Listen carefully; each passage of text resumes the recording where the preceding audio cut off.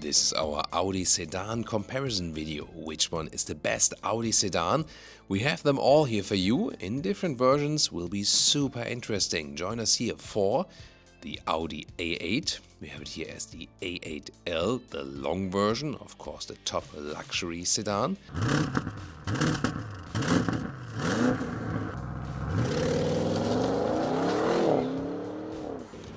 Versus the Audi A7, we have it here as the RS7, the most exclusive version of that one here with performance, but I'm also going to talk in general about the A7. Then the Audi A6, we have it here in a very interesting comparison with the BMW 5 Series in the previous generation, because also the A6 is kind of a little bit older. Meanwhile, there will be the all-new electric A6 coming up as well. We'll also keep you updated on that, but this one is the still current comparable one here. Then the all-new Audi A5 here as the S5 sedan or Sportback, depending on the definition, because they have merged the new generation of the Audi A4 and the A5. And still versus the Audi A4, we still have it here. This one is then basically the previous generation, the true sedan form. We have it here in the comparison with the Mercedes C-Class and the BMW 3 Series. And also the Audi A3 sedan, which we have here in the RS3, the spectacular 5-cylinder trim, and also the S3 sedan, so both of the sporty versions, and you can also compare them then amongst each other.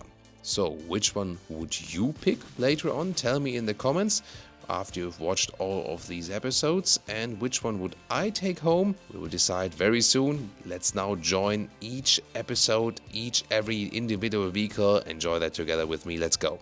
Welcome to a spectacular panoramic view here in Norway. Thomas with Autogefühl and the Audi A8 facelift. Let's take a look at all the changes. Really impressive to have the car right here, and let's take a look at that massive front grille that has been updated. This is now the base A8, so to speak, and you have this L form, these fins in the front grille. Overall, they want to have the car standing more upright, more present, but not that sporty. Actually, they said, yeah, maybe it was a little bit too sporty. What's your take on that? And here you can also see that the lamps, they now have the daytime running light in the top part here, and they also have this new cut-in.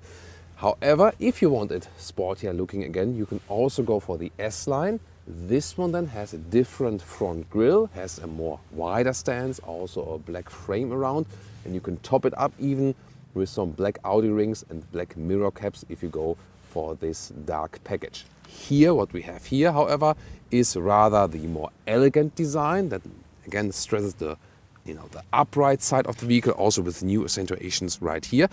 The headlamp technology, by the way, it starts with LED as base, then optional matrix LED. In some markets like Germany, it's already standard with the matrix LED, and then optional, the matrix LED with a digital matrix function. There are some micro mirrors, and then you also can have projections on the road, like light field on the motorway that signals your line, but it doesn't have to do anything with the high beam range or something. And we also have a nighttime driving part in our review here today. And we also take this one here to the spectacular Atlantic Ocean Road. And no, I never wanted to be a weather reporter. And yes, James Bond was also recently here.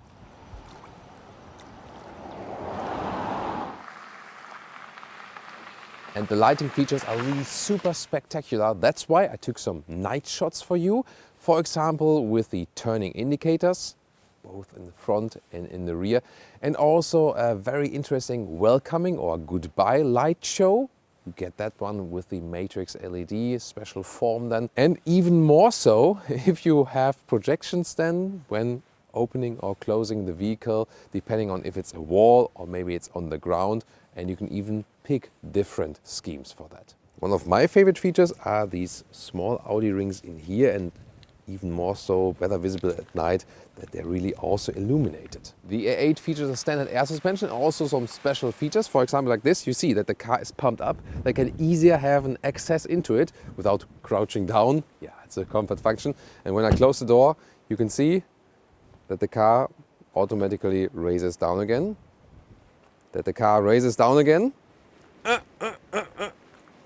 Let's see. There we go. You can see slowly. Here we go. Then that takes some time, but when I open the door again, that goes quite quickly. See here, really spectacular indeed. Quite cool feature, isn't it? This is, by the way, also used in case of a crash, in case of a side impact. Then the car is also detecting the oncoming crash and is going up to protect inside, you know, that you face a harder area of the chassis. And yeah, the question is, what about, you know, the one that is crashing into you? Not so sure if it's so good for that one. The color here for today, by the way, is called Manhattan Gray, and it's a very elegant metallic color. We also have in that S-Line vehicle the Daytona Gray Matte, even more spectacular, of course, because of that matte effect. This matte Daytona Gray is also a completely new color for the vehicle. Here we have 20-inch wheels today, overall 18 to maximum of 21-inch wheels for summer tires. We have winter tires here today, that's why 20-inch is the maximum. And next to the base air suspension, you can also opt for this predictive air suspension that is then foreseeing what's coming on the road, lifting the car up 5 centimeters or 2 inches in front of a speed bump. And then basically the speed bump is being sucked in by the suspension. The car stays upright, you stay upright, just the suspension moves underneath you. Really cool effect. In the rear, you also can get a rear axle steering. That would be standard for the S8. That means that the rear wheels turn in the opposite direction than the front wheels, faking a shorter wheelbase, so to speak. And talking about wheelbase, this is the A8L, worldwide the most sold model. So yeah, you know, more than 3/4 of all A8 are sold with long wheelbase. That means 5 meters 30 or 209 inches. The short wheelbase version, which is the bestseller in Germany, for example, is then a little bit shorter. It's really, you know, this area that you have a little bit more legroom in the rear. But in the US, for example, in Canada, also in China, just the long wheelbase versions are being sold. Ooh, in the rear we have new OLEDs, organic LED. No, they're not alive, but well, are they alive? A little bit, right? Yes, you see this proximity sensor. So when I go away and then I approach again, or maybe if I would be a vehicle like this, you see here how the middle part is filled out. And this kind of starts this communication, the car with the outside world. You know, on the long run, this will be a thing in the automotive industry, that via lighting and so on, cars communicate with each other or maybe communicate with pedestrians and so on. Very interesting feature indeed. And also this, you know, this signature here on the inside, depending on which driving mode you are in, it also switches. For example, in the dynamic mode, it looks different. And the organic LED are indeed also standard, so you do not need the matrix LED to have that one. Really interesting. And once again, in the dark, it looks even cooler, also with the turning indicators, for example. And also, once again, when you have that light show, even more impressive when it's really, really dark. But very cool here in the rear, A8L. And then this is the 60 TFSI. This naming is always a little bit complicated. Soon talking more about the engines. And the quattro all-wheel drive means it's still here the real one, the permanent all-wheel drive. 40-60 base setup, so you always have a rear wheel bias. In the lower part, gladly, the Autogefühl fake exhaust police has no job here today, no alert, because this is a nice graphic here. It looks, once again, a little bit different in that S-Line vehicle we have for you today, but no fake exhaust. The real exhausts are on the, on the lower part of the vehicle, but this way, why not? What do you think about the redesign here of the A8? Tell me in the comments. And now let's move on to the engines. As for engines, today we have the 4-liter V8. And when you drive it in a very economic way, you can score some 10 liters or more kilometers, 23 mpg US, 28 mpg UK. This one here with 460 horsepower and around 4.5 seconds in the acceleration figure. In the S8, this same engine is then spec'd with 571 horsepower and 3.8 seconds in the acceleration. Other than that, the worldwide most important engine is the 3-liter V6 turbo petrol engine. And then there's also a 3-liter TDI, which is more, prominent in Europe and especially in Germany. Of course, it is changing bit by bit because the plug-in hybrid version of the 3-liter V6 petrol engine is gaining more importance. This is the car key, still the classic version, but I really like it. And then when I open the door, you see it has this function again with raising it up. I showed you earlier. Ooh, it's a pretty cool feature, right? And then you have two different door closing things I need to show you. First of all, what about door closing sound? Really solid, awesome. But in that way here, when you have that option, of course, you would use the soft close mechanism. So like this, and then very gently. Magic. One more time, a little bit closer maybe here. It's both for the rear and the front doors. Here, look at that. There we go.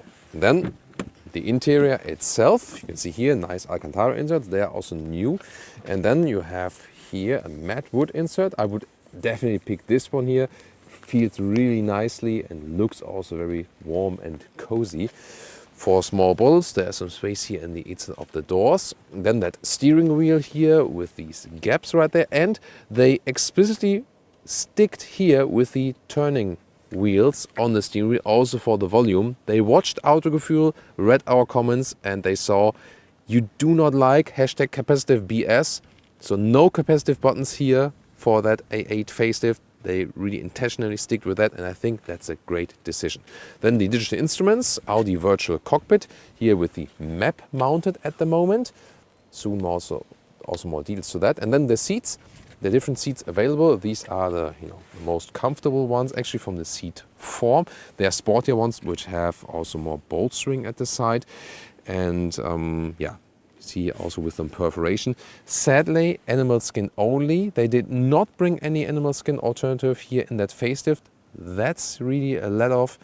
And yeah, I mean, BMW showed it with the 5 Series facelift, for example, that you can have a great high-grade leatherette also for luxury class cars. And Audi is going in that direction. It's inevitable that they also skip the animal skin. That's basically decided in all the automotive industry.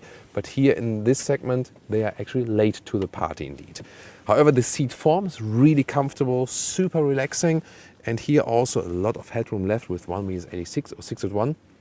It's also very beautifully done here with the bright Alcantara ceiling. This brings so much coziness in the vehicle. And since it's a little bit dark today here, well, winter in Norway, that's how it is. You guys know it. All our friends from Scandinavia. Here also with a nice headliner ambient lighting. Really love that. Of course, I've set it to Thomas Blue. Different colors are available. When you look at the whole ambient lighting at night, it is even more impressive. That's why I always try to bring as many night shots as possible, when we have the chance to do that. You can also get a sportier steering wheel here, by the way, in the S-Line, then with some perforations at the side. And also in the S-Line here with carbon fiber inserts, also available. These are the sportier seats as stamping and also with some more side bolstering, shoulder area and also at the side. Interior overview, beautiful clean lines, more Bauhaus style, German style. Here with this, matte aluminum style. A lot of black panel lacquer, that's not so much to my liking actually. Interesting that these two screens, 10.1 and 8.6 inch. Welcome to this rear executive seating. Really a cool position to have here. And since this is the A8L, or would be the standard one for our guys in the US and so on, you have more legroom in the rear. Of course, tons of legroom. There are these nice footrests here. There you can just have a more relaxing position for your feet. They are indeed just, like loosely adjustable like this, but you can also just put them out, no problem. And here you also can have this function that you, press this button, but you have to press and hold it. And then you see here my seat goes a little bit forward, also more in the back with the backrest, and then the co-driver seat goes forward. These screens here, the cat caught a little bit of rain. These screens here are, by the way, also new, so new screens for the rear entertainment. Yeah, and then you can see here, meanwhile, the seat is going all the way forward like this. Also, the screen is adjusting then, that they have a proper angle. And then there is this calf rest. And yeah, recently I had an interesting comment. Someone saying like, "Oh, Thomas, I'm really happy that you take off your shoes before putting your feet on there, unlike some other car journalists who were raised by wild boars." Not saying who it was who was mentioned in the comment, but maybe you guys know who put that comment. Really interesting. So, yeah, that's really cool. And actually, you have a lot of space. And even here with 1.86 or 6'1", I can have a very relaxing position here. And last time, remember, I was in the S-Class, which on the one hand feels a little bit more comfortable from the seats themselves. But here, this lying position is to me even better in the A8 indeed. That's very interesting. And even more interesting is that this area where my feet are at the moment, it can be heated, and there's also a massage function for it. This is really interesting. You have this middle part here where you can then here adjust the back part of the seat, for example, or here slide it forward even more. And then when you go to seats here, you know, sometimes it takes a time, then you can, you know, whoa. Yeah, you always have to protect it against the fingerprints. You have here, for example, the seat heating. This is really cool. Here you can adjust the climate functions. And then back to seats here. Yes, please wait. Yeah, there we go. Seat adjustment, massage. Want to have massage. And then, for example, I love this wave massage because it really goes from the top part to the bottom and back again. You can have these different massage functions here, shoulder, activation, and so on. And now there's the trick. So if you're an A8 owner, I can explain to you how that works. Here, this is for your seat, or for my seat, I'm sitting at the moment. And then you have to click basically on the passenger seat, because in the passenger seat, you have here also turned forward. There is, you know, you can pick your shoe size. Yeah, of course, L, shoe size for me. And then you have this foot massage. It goes in wave or in circles, and you can start it. And it's really hard to pick it up on camera, but you know, this back part of the seat is now moving, and you can feel it that it's, you know, going underneath the seat.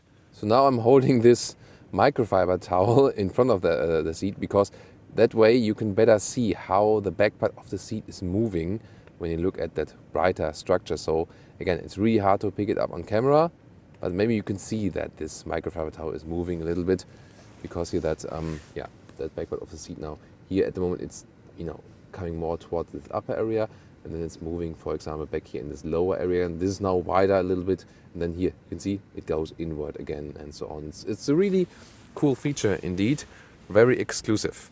Here the controls, seat heating, seat cooling also works simultaneously when you're, for example, wet in winter times and you get in the vehicle and want to be dried and warmed at the same time. And then here, this is then the heating for the foot area. So indeed, now what I have now is a combination of a foot massage and a heating indeed of this area there where I have my feet. So this is really amazing. So my feet are warm now and are being massaged. Here, by the way, some more space underneath. Inductive charging pad for your smartphone. 2 USB-C chargers now. And then we have, well, there's no champagne box here today. This would be just like reaching through the trunk. So there's like, you know, this ski hatch basically. So then also with a nice wood cover right here. And you can also fold this whole thing up here. Then you have the cup holders here, and you have also, you know, real power socket. Don't do that at home, kids. I was, you know, going a little bit too deep in there with my fingers. So, but this is also accessible when it's not folded up. The thing that is only accessible when this one here is folded up are the tables, and you can fold them out like this, and yeah, a little bit more towards me. And then you can also close this one again. And it also has this lip here, for example, for your laptop or something. You can also change it a little bit in the angle. Yeah, so you can actually work it quite well. Put the laptop right here, had the foot heating and massage. That's a really nice workstation here, isn't it? I'm gonna think about this.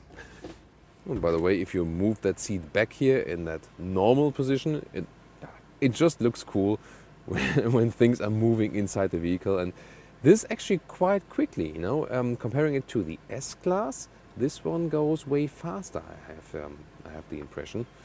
Here we go. Oh! Need to secure this one so the seat can move further. Yeah, there we go. Now we are back in that normal position. What about that trunk area? Let's take a look. You know, this is a channel where we also measure the trunk, and this is here 1 meter in width or 40 inches. And you can see also my luggage. Yeah, these are my 2 Corona stickers. These means like for yesterday and for today, Corona test negative, by the way. Yeah, just some details here for that driving event. Yeah, this is my lunchbox.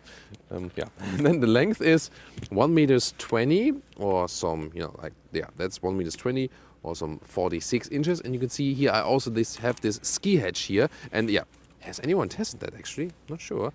Because here when I use the ski hatch and load things through, you can easily go, you know, distance here 2 meters or 80 inches, the full stick, and you're not even through the front seats. So you can have some very long skiers, but nowadays most people use short skiers or like these Bigfoot skiers. So yeah, not really that necessary actually.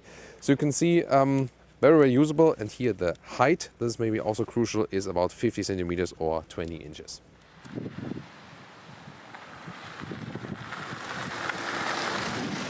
Welcome to Thomas's luxury driving lounge, or in this case, A8L rally driving lounge, because we're here on this B road, a little bit of gravel road in Norway, and this is super spectacular because here the air suspension with all its comfort can play out its advantages, and this is a really uneven gravel road and it feels like nothing. It's super comfortable still, 20-inch wheels. And the cool thing about the A8 in general is it is a sporty vehicle. It is long, it is very luxurious, but it still feels sporty to drive. That's the cool thing about. And indeed, I prefer the A8 and the BMW 7 Series to drive myself over the Mercedes S-Class, because A8 and 7 Series are more fun to drive.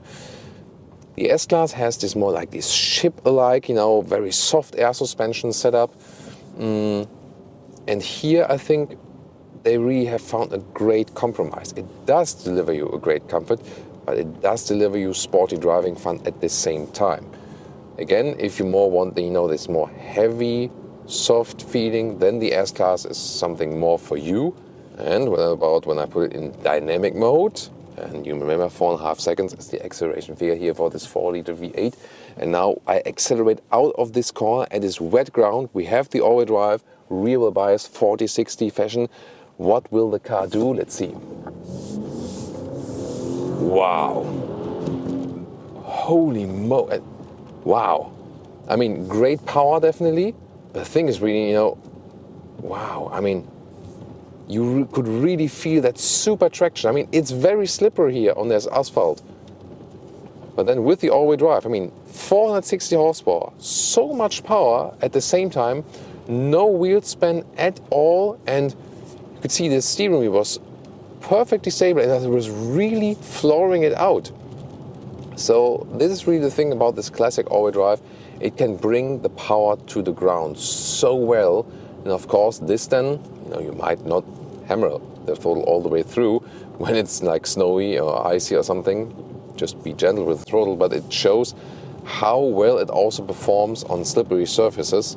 So I always tend to, that's why I also drive really fast in our tests on the German Autobahn, for example, when we're allowed to, because these extreme tests, so to speak, they show then how the car performs at these extraordinary levels, so to speak. And in general, this feeling here is I should say is one of the best cars to drive at all, from the driving feeling. So I also experienced that in the Audi S8. There we have a special German Autobahn driving part where I could also floor it out. It's a very impressive episode as well. You should tune into that at a later stage. There you can see more about the high-speed driving. It is such a flawless driving experience. So I think what the drive concerns, flawless is really the thing. We can go back to the auto mode, then we have even more comfort, and from the assistant systems there's a nice blind spot monitor integrated in the side mirror, adaptive cruise control, adapts the speed, and it also holds the car in a lane. Here at the moment it's a little bit tricky because it's not a motorway, and there's the car is a little bit irritated, like where are the side lines, so this is then not the ideal solution for that. But on the motorway the system is again working very, very well. On the motorway, that's also where it's reserved for. You also have these digital mirror functions where you have like a light carpet in front of you signaling like that's your lane. But I think the usage of this system is somewhat limited, so you don't really need that option actually.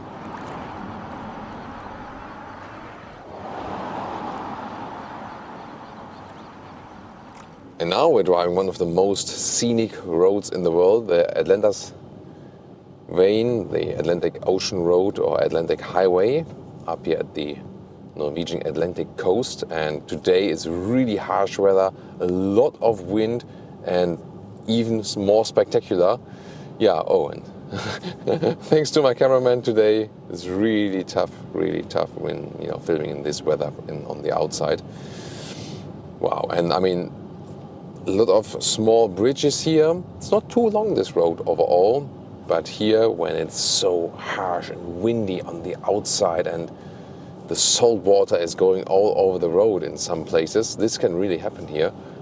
And you here in this warm and cozy cabin, everything is soft and relaxed and comfortable. This is really something, and also looking here at the digital instruments and seeing this road that really goes, I mean, it's even in the dark, in this dark or night mode, because it's so dark on the outside that the light sensor catches it and makes it actually darker. Really, really interesting. Having here the air suspension in the auto mode, and once again, really flying on that road, super cool. Steering, by the way, is super precise. Yes, it's comfortable and it's easy to steer. Yet again, there's no dead zone area, and you can also steer it in a very sporty way. And yeah, the bridge that is coming ahead there, this is one of the most spectacular ones, and you also see that the water is about to spill over the road here. So I left some space to the car in front of us now, that you can see the road very, very well. There are different viewpoints here also. You can park at the side of the road and then take a stroll around. Best, of course, in good weather, but yeah, the thing is, when you have such a harsh weather, this bridge is really insane. Look at that. You're literally driving up to the sky, and left and right, there's just the ocean. Wow, really cool thing to enjoy. And here, having that long wheelbase, it also brings more, even more calmness to the whole driving experience. So, and it doesn't feel less agile than the short wheelbase version, because of the rear axis steering. And especially when we're here at slower speeds, the rear wheels turn in the opposite direction, and that kind of fakes a shorter wheelbase. And this is really easy to ease the car around then. Of course, the short wheelbase version will be a little bit more agile. But for example, when I'm steering here, look at that 90-degree corner, 90-degree turn of the steering. That's really easy to do. And for example, when I'm easing this car here around in that parking lot, you can see about the turning circle. And here, now I'm turning all the way in. Rear wheels also go around, and you see here, although this is a huge vehicle, I could easily do this 180 turn here. Well, in the middle of the way, I changed positions, because it wouldn't be a true luxury sedan review if I wouldn't take off my shoes, be in the back seat, and are being driven. So, and now I mount the camera in a way that it should fit, that it actually, the seat passes the camera, including the microphone receiver mount. That's always, yeah, yes, works exactly. This is really spectacular to see. I already prepared the seat control here. This is so cool to have it while driving. Wow, and I mean, oh, my socks should be, properly. Whoa! Yeah, this is such an amazing atmosphere here.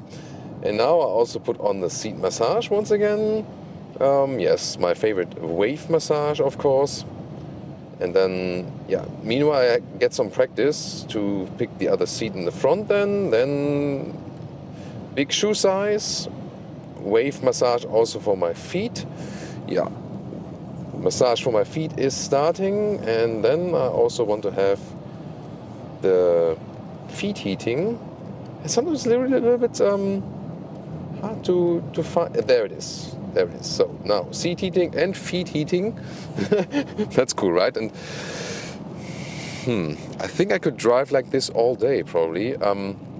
Usually I always prefer to drive a car myself, because I am a car driver, I'm a car enthusiast just like you, and I want to drive the cars. And this is really one of the very, very rare cases where I would say I would really also enjoy being driven for a longer period of time. I mean, really being here all the way, stretch and relax, foot massage, back massage, heated back part of the seat, and then the beautiful landscape here on the outside. Wow, the water is really high today. So last time I was here, there's also another video from the VW Touareg PHEV. where we also drove this road here, also with some great drone shots. Some of them I reused today as well. Wow, I mean, the water is so high that looks so amazing. And indeed, also in the rear, the comfort is superb, also from the suspension. Sometimes you have vehicles which have more comfort near the front axle. Here also you feel that this air suspension comfort also accounts for the rear axle. So everything is evened out very, very well. This is then the big difference, you know, when you're driving in the front yourself. The difference between A8 and A6 is not that extremely huge. You can also get the A6 with the air suspension, and it's really, really... Maybe we just turn around and drive the same road again. So, James? Yeah, okay. Yeah, James is all right with that. He's not really called James. But did I tell you that one funny story? There was one event a couple of days back, and a couple of years ago, actually. Yeah, years and days, whatever. My brain is also, meanwhile, I'm getting old. So there was this event where I was being shuttled, and I was getting into the vehicle, and I just said like, hey James, how are you? Well, thank you, James. And then he was turning around and was like, how do you know my name? He just happened to be called James, just by instance. Yeah, and then we start this discussion here on Autogefühl, like, in which country how is a chauffeur called in your country, you know? And then the Korean viewer said, you know, they're called that way. Or the French viewer said, like, was it Jacques? I think in French. So all the countries was writing like, this is how a chauffeur is typically called in our country, you know. But yeah, but James is probably the typical chauffeur name, right? So every James watching here, or Jims or Jimmys, greetings to all you guys. And now back again in the Atlantic Ocean Road. It's really a short route, you know, but it's so beautiful and so great to enjoy here. Yeah, I can just say. Sometimes I was thinking like, yeah, the S-Class is better in the rear chauffeur comfort, you know, because the seats are maybe a little bit more plush and so on. And that might be the case, but this leg extension, I feel that it's somehow better done here in the A8. You know, when you scroll back to our S-Class reviews, also with the long wheelbase, or even the Maybach version, the feet solution here, or the foot solution, I don't know if it's singular or plural in that case, is to me really, really well done. You know, that's the thing. It's really too bad that Audi did not offer any animal skin alternative here for that vehicle. Otherwise, I mean, I have so much fun driving this vehicle here. Yeah, maybe I would go for one if there would be an animal skin alternative. But yo, Audi guys, you're listening to this? Change it. At least for the next generation. I'm holding you accountable. Yeah. I will enjoy my time here, definitely. Really great atmosphere, great chauffeur ride. But what's still missing is our nighttime driving experience, which will also be amazing. So welcome to this night driving part. I have activated the high beam here with the matrix LED with the micro mirror option, this digital light. And you see here that left and right of the road, the high beam is active. This, you know, this forest, left and right of the road, let's call it that way, is totally illuminated. You can see it right there. It's almost as it would be day. But the car in front of us, this small truck, now also cars facing us, here is not blinded. Now it's building up again. This is really interesting. So you see the high beam really belongs to the car in front of us. Its left and right is illuminated, but the car itself is not illuminated, and so they are not blinded. And once again, I think there should be the next car facing us. You see these reflections from the poles on the left side maybe as well, and then they will be gone when the next car is coming, you know, in the opposite direction. This is really, really impressive. So you can very well see already from the normal light, and then when the high beam is active, of course, even more so. Then, you know, when the high beam is active, then this effect of the digital light is playing the major role actually, and even more so, of course, when you're just alone on the road.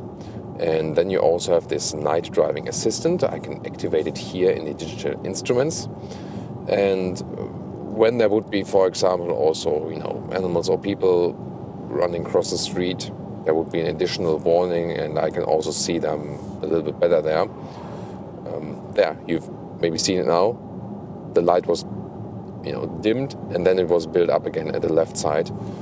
I hope you could pick that out on camera. Sometimes it's really hard to film that. Actually, it also goes quite quickly. There again, and they're also obviously not complaining. And I mean, I have really big lighting power here. So there's these night vision assistants. Not sure, maybe one of you guys use that in an emergency situation or so. Then really feel free to share your experience. I have not had an emergency situation with a night driving assistant yet, from my experience. So I'm also not quite sure if it's that useful. But we did get some feedback before that it was quite helpful to a lot of people. So again, when you have experience yourself of that, please share them in the comments. It's a pleasure to drive this one here at night, especially because of the ambient lighting. Of course, I have set it to Thomas Blue. Yeah, that's of course my signature. And see here the light all around that vehicle, really cool. And what a great night riding atmosphere. And once again, this soft air suspension. But you can there you see it, that the light which is building up, among those trees, also quite high actually. But then again, the car in front of us is not blind. It's really good to see it here, actually at the moment. Yeah, back to the suspension. So it always gives you this really soft experience. At the same time, the car feels still sporty. That's a really cool thing to have. And then when you also have that rear axis steering, told you earlier, even more agile. And then this predictive function. Well, at the moment there are no speed bumps here, but it's really so funny when you have a speed bump and the speed bump is really like sucked up by the suspension and the car is going straight. It is actually really interesting to just watch what the lights are doing. Can it be maybe also irritating, or is it maybe catching your attention? Here you can really see how the light is following the car basically, but just next to it, So that's really interesting. You activate or deactivate this auto function, by the way, by pressing the stall column forward once. And here now, once again, right and left, high illumination, but not in the center of the vehicle. Wow. Yeah, I mean, it's really, really unpleasant here outside at the moment where we're driving up in Norway. I mean, 10 degrees Celsius. That's also the same like in Germany. So at this stage here, as unpleasant as in Germany at this time of the year. Yeah, our viewers from Norway would probably say like, hey, that's summer temperatures to us. Yeah, but you did have some great summers, right, recently. So maybe that has also changed for you then in this case. But it gives you here this very calm and relaxing feeling, and you just think like you could really ride all night and just stay super, super relaxed. That's, and then maybe like, activate seat massage and play your favorite seat massage stretch maybe. Yeah, that's a good idea, right? Stretch, or maybe I like the waves, definitely. The waves are, waves are always great and high intensity, and yeah, hit your favorite music station and so on, and then enjoy your drive.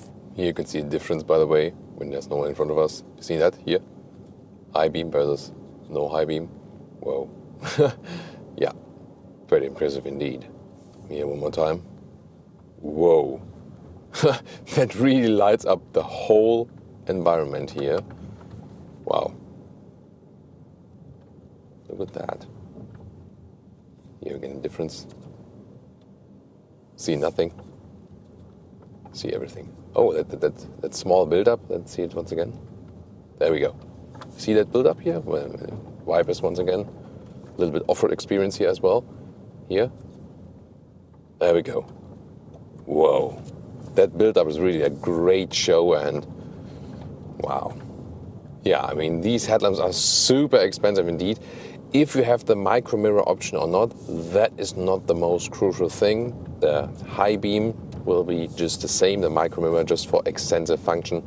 So that is not the, the crucial thing, but having the matrix LED for night rides, that's definitely so cool to have. Yeah, getting the full potential out of it. One of the most desirable Audi models receives an upgrade. This is the Audi RS7 performance. Some tweaks in design, under the hood, more power, and also some trim and rework, suspension setup, and so on.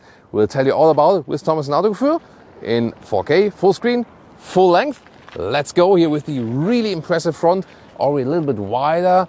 This RS7 than the standard A7. Here LED and optional the Matrix LED with laser light function, even available in the US, although the high beam range is a little bit restricted then.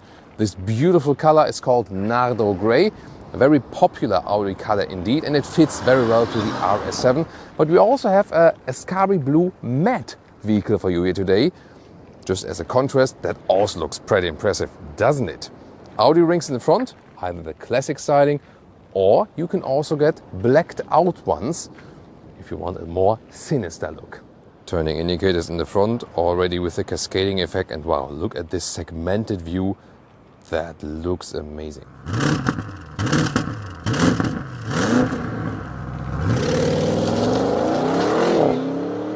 Ladies and gentlemen, come closer to see the 4-liter V8 bi-turbo.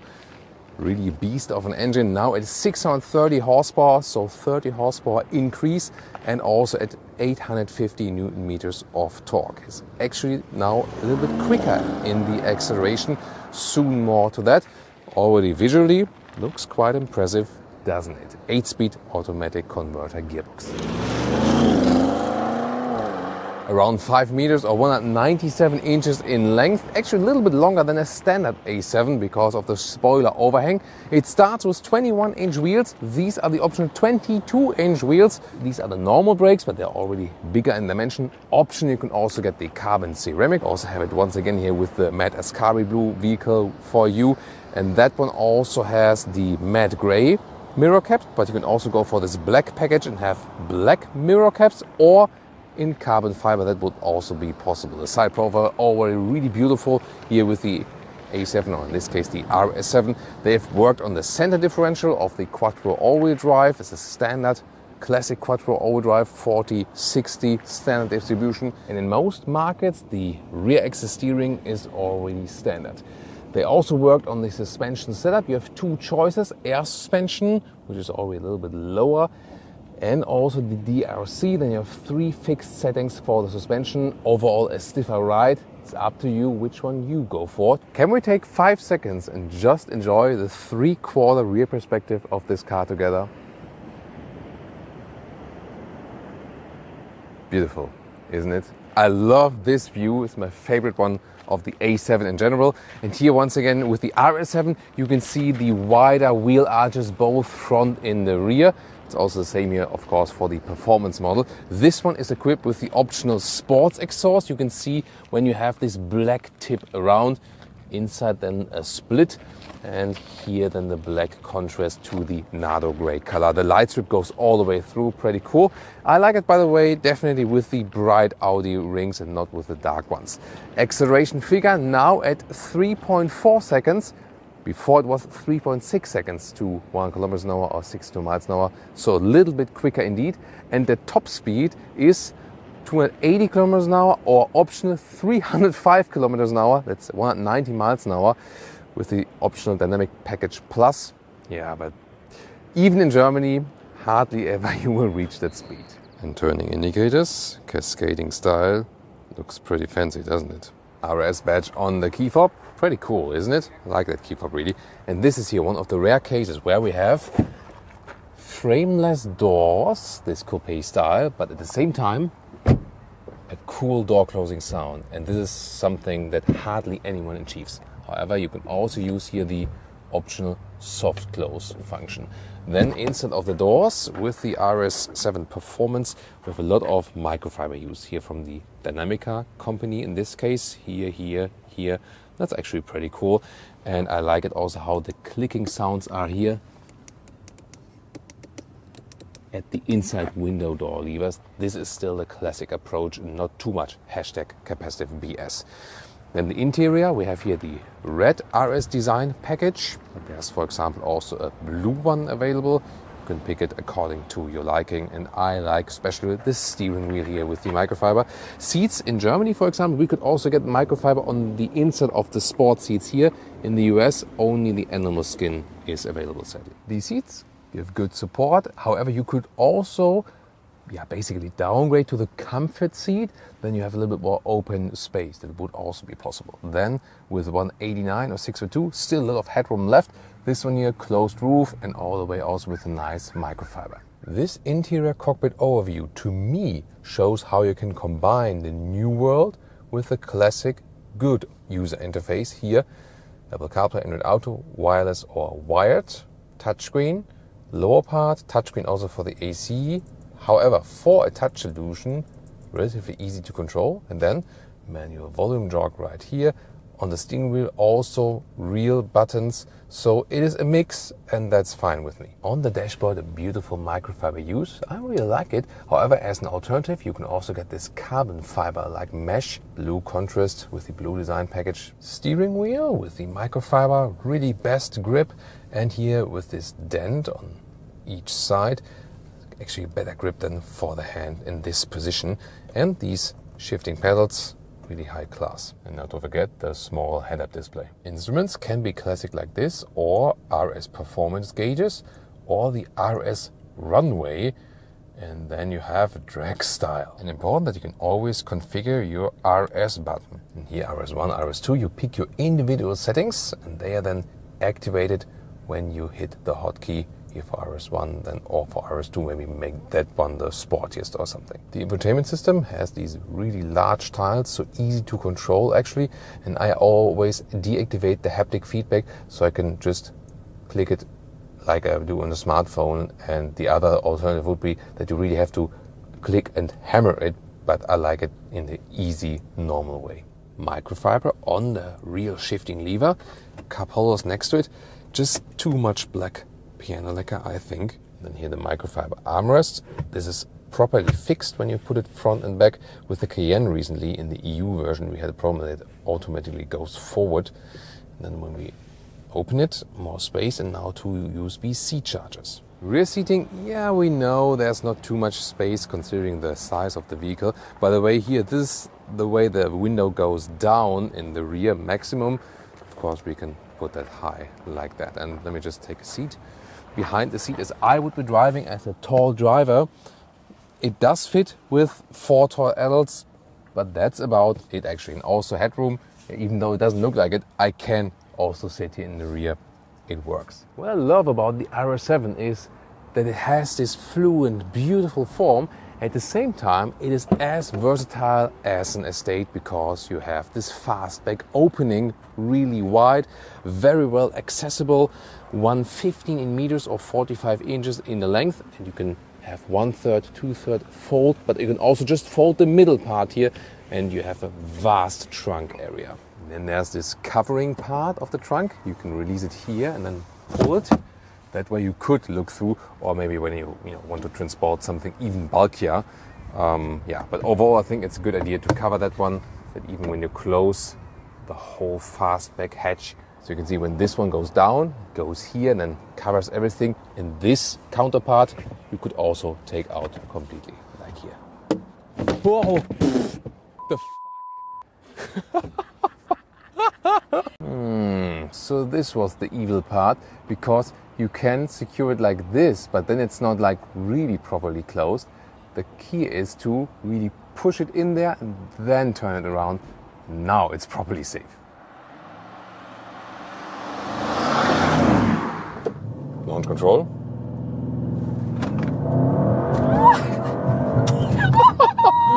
Woo! Yeah, that was like 0 to 50 miles an hour. Easily done, so easy. And yeah, she had fun as well. You heard it. Wow, that is really like a lift off, like spaceship or like airplane or something. And the car suddenly feels so light, although it is actually a large and heavy vehicle. Wow, really impressed by that. And here, especially there, you also feel this effect of putting even a little bit more performance out of this model here with that special performance pack. 0.2 seconds quicker in the acceleration figure to 62 miles an hour or 100 kilometers an hour. Woo! Really amazing indeed. And the handling here also in the Benz is just amazing with that steering. Great grip on the Alcantara steering wheel. Yeah, in that really stiff mode of the air suspension, you do feel some feedback from the road. Of course, you can go to the comfort mode at any time. First comment, air suspension versus the DRC. You can pick both. DRC is a fixed suspension that can be set to 3 different stiffness modes. It does not work like a DCC that it rules between these modes and has a span, but there are 3 different presets. And you have an even stiffer, sportier feeling with the air suspension. Definitely would recommend you to go for that one because the air suspension gives you more flexibility, and when you go to the comfort mode, it gives you the everyday cruiser and you have a lot of comfort, although you have this rocket right there, accessible at any time. And that was 50 miles per hour. Pretty quick. Really good from that all-wheel drive. You have standard 40-60% distribution, and when you really hammer it through, you can also get even more, up to 85% in the rear, up to 70% actually in the front when you have rear traction loss. And yeah, you've maybe seen the reaction of the passenger. Sorry for that, because there was another speed limit coming up, and then I really had to hit the brakes, and these are not the carbon ceramic brakes we have here, but of course they are bigger than normal ones you have on a normal passenger car, and they are really hammering all the way in. So, but you have a good feeling for that, you know, and that's also what I actually prefer in a way if you compare it to the carbon ceramic brakes, because on the racetrack, of course, they are always better. But in normal driving life, I prefer the non-carbon ceramic brakes, because these ones here, they react a little bit quicker and they just give you, to me, a finer feeling. So both, of course, will be fine and both will deliver great braking performance, no doubt about that. Here in the S shifting mode, gears are turned up, you know, higher from the RPM. You shift down earlier. Dynamic driving mode, we have the air suspension here. That means it's going a little bit stiffer, but still not uncomfortable at all. But they have also worked on the suspension setups and make this span a little bit wider. So, for example, when we go to the comfort mode, everything relaxes a little bit more and the suspension is a little bit softer. So, although this is an RS model, it can be an everyday cruiser. That's also the thing about Audi RS models. If you compare it, for example, to the 63 AMG models with Mercedes and the true BMW M models, the Audi RS models are always a little bit more comfortable than their BMW and Mercedes counterparts. And that's maybe something you seek, or maybe something you don't seek, but I feel these cars are all being driven every day, and it should be also a primary driver, especially in this configuration here. And I think then that is actually a good choice. I really like the steering input. That is awesome. So you see here, I don't have to do much work on the steering wheel. I still have enough of resistance. This is the classic stuff I really appreciate from the vehicle. A real good driver-focused interface from the steering, shifting pedals. I can also always use manually here, no problem. Wow, yeah, wonderful feedback from the engine. They've increased the torque and this 0.2 seconds quicker also in the acceleration. Do you feel that? Yeah, maybe a little bit. It's not a reason to buy this one here now if you already have an RS7. That's not the case. But still, it leaves a little bit more crispy, sporty focus here.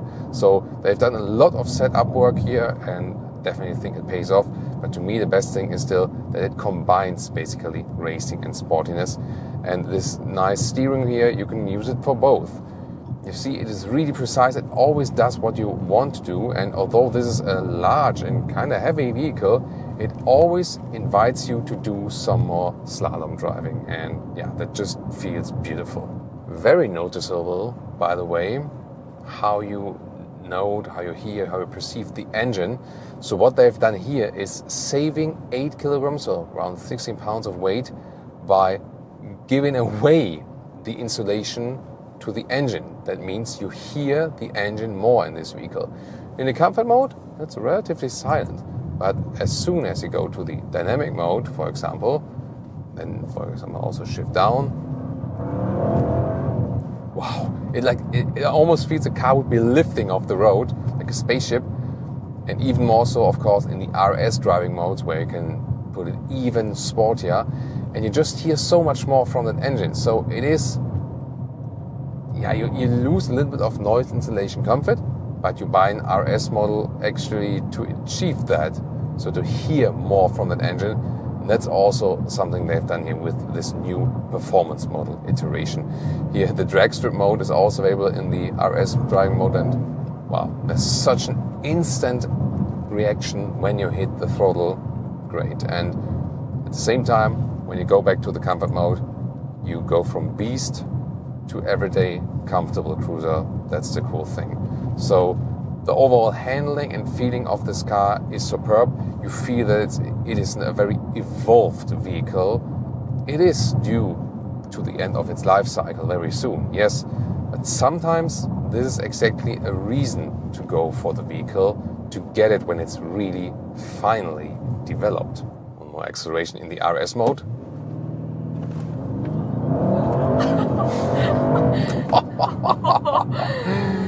Woo, that was a little bit of preloading.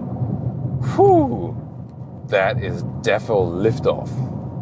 Two of the most desirable business sedans in a comparison test here on Autogefühl with Thomas, head to head with the Audi A6 versus the BMW 5 Series, both with the 3-liter petrol engines, both 6 cylinders. Let's go. We start with the Audi typical Bauhaus design, rectangular, really large single frame grille here with the sport look, with the blacked out design. This is also the S-Line exterior package with the sportier accentuations in the lower part here. LED, yes, but these are not the matrix LED headlamps, so it is missing one option. Therefore, the daytime running light doesn't look that cool actually, but you can of course get it. Tango red is this color. And here at the BMW we have the bluestone metallic color. Bluestone? Isn't it just gray or something? Well, whatever. And here we have the laser lamps. This is also an option, and they have these blue accentuations, and the daytime running light has this, swinging style. This 5 Series here recently updated or recently facelifted. There the headlamps have more integrated features, so it looks a little bit sleeker on the front, but not less sporty of course, even wider actually with that huge double kidney here than also in the black styling for today. The question is here in the front exterior styling, it's more often just a matter of preference. Which one is you? Just from if you have to decide right now, which one would you take from design? Tell me in the comments. As for the side profile, same length, almost 5 meters, just a couple of centimeters difference, but nothing majorly. Interesting that design-wise, the 5 Series looks more agile, I think, especially with the design line right here, the dropping line dividing in light and shadow. Just more agility to the whole vehicle, I think. Here in this case with 18-inch winter tires. So that's how it looks like when the tires are also more balloonish or in winter time. Of course, would look even more impressive than in summertime. And we also have the shadow line. That means we have the black frames around the windows. We also have this black package with the Audi today here, so very well comparable. S-Line exterior, 19-inch winter tires, so a little bit bigger than. Both come with adaptive suspension as an option with the BMW. The normal adaptive suspension here is the option then that you can go for the adaptive air suspension. But it will be very interesting to compare these then in the driving part, definitely. I think the A6 more has this business sedan style here. So from the design, not that sporty, a little bit more elegant, especially here in this area. And you can see the dropping lines are kind of split right here. Yeah, very interesting to compare it here. And as for the rear, I think they look kind of similar from the rear, don't they? Of course, here the 5 Series, a little bit different from the headlamps, a little bit higher. These ones have been facelifted. They now have a more three-dimensional design, I think really cool, and real exhaust tips here for the 5 A40i. The A6, once again with the dark styling here, this is an option that you get everything in black, also with the black Audi rings. You do not have to go for that one. It's a special black package actually. And in the lower part, Autogefühl fake exhaust police, alert here, pure fake exhaust, the real exhaust underneath. So the exhaust battle is won by BMW here in this case, but the overall design thing, in this case I really have to say I love both from the exterior styling. What about you? Turning indicator comparison looks great with the BMW right there. In this case a little bit poor with the Audi, but the reason is, here look at the Audi, this is the base headlamp. But I mean, the car for that price should not even offer this base headlamp with this, standard turning indicator, I think.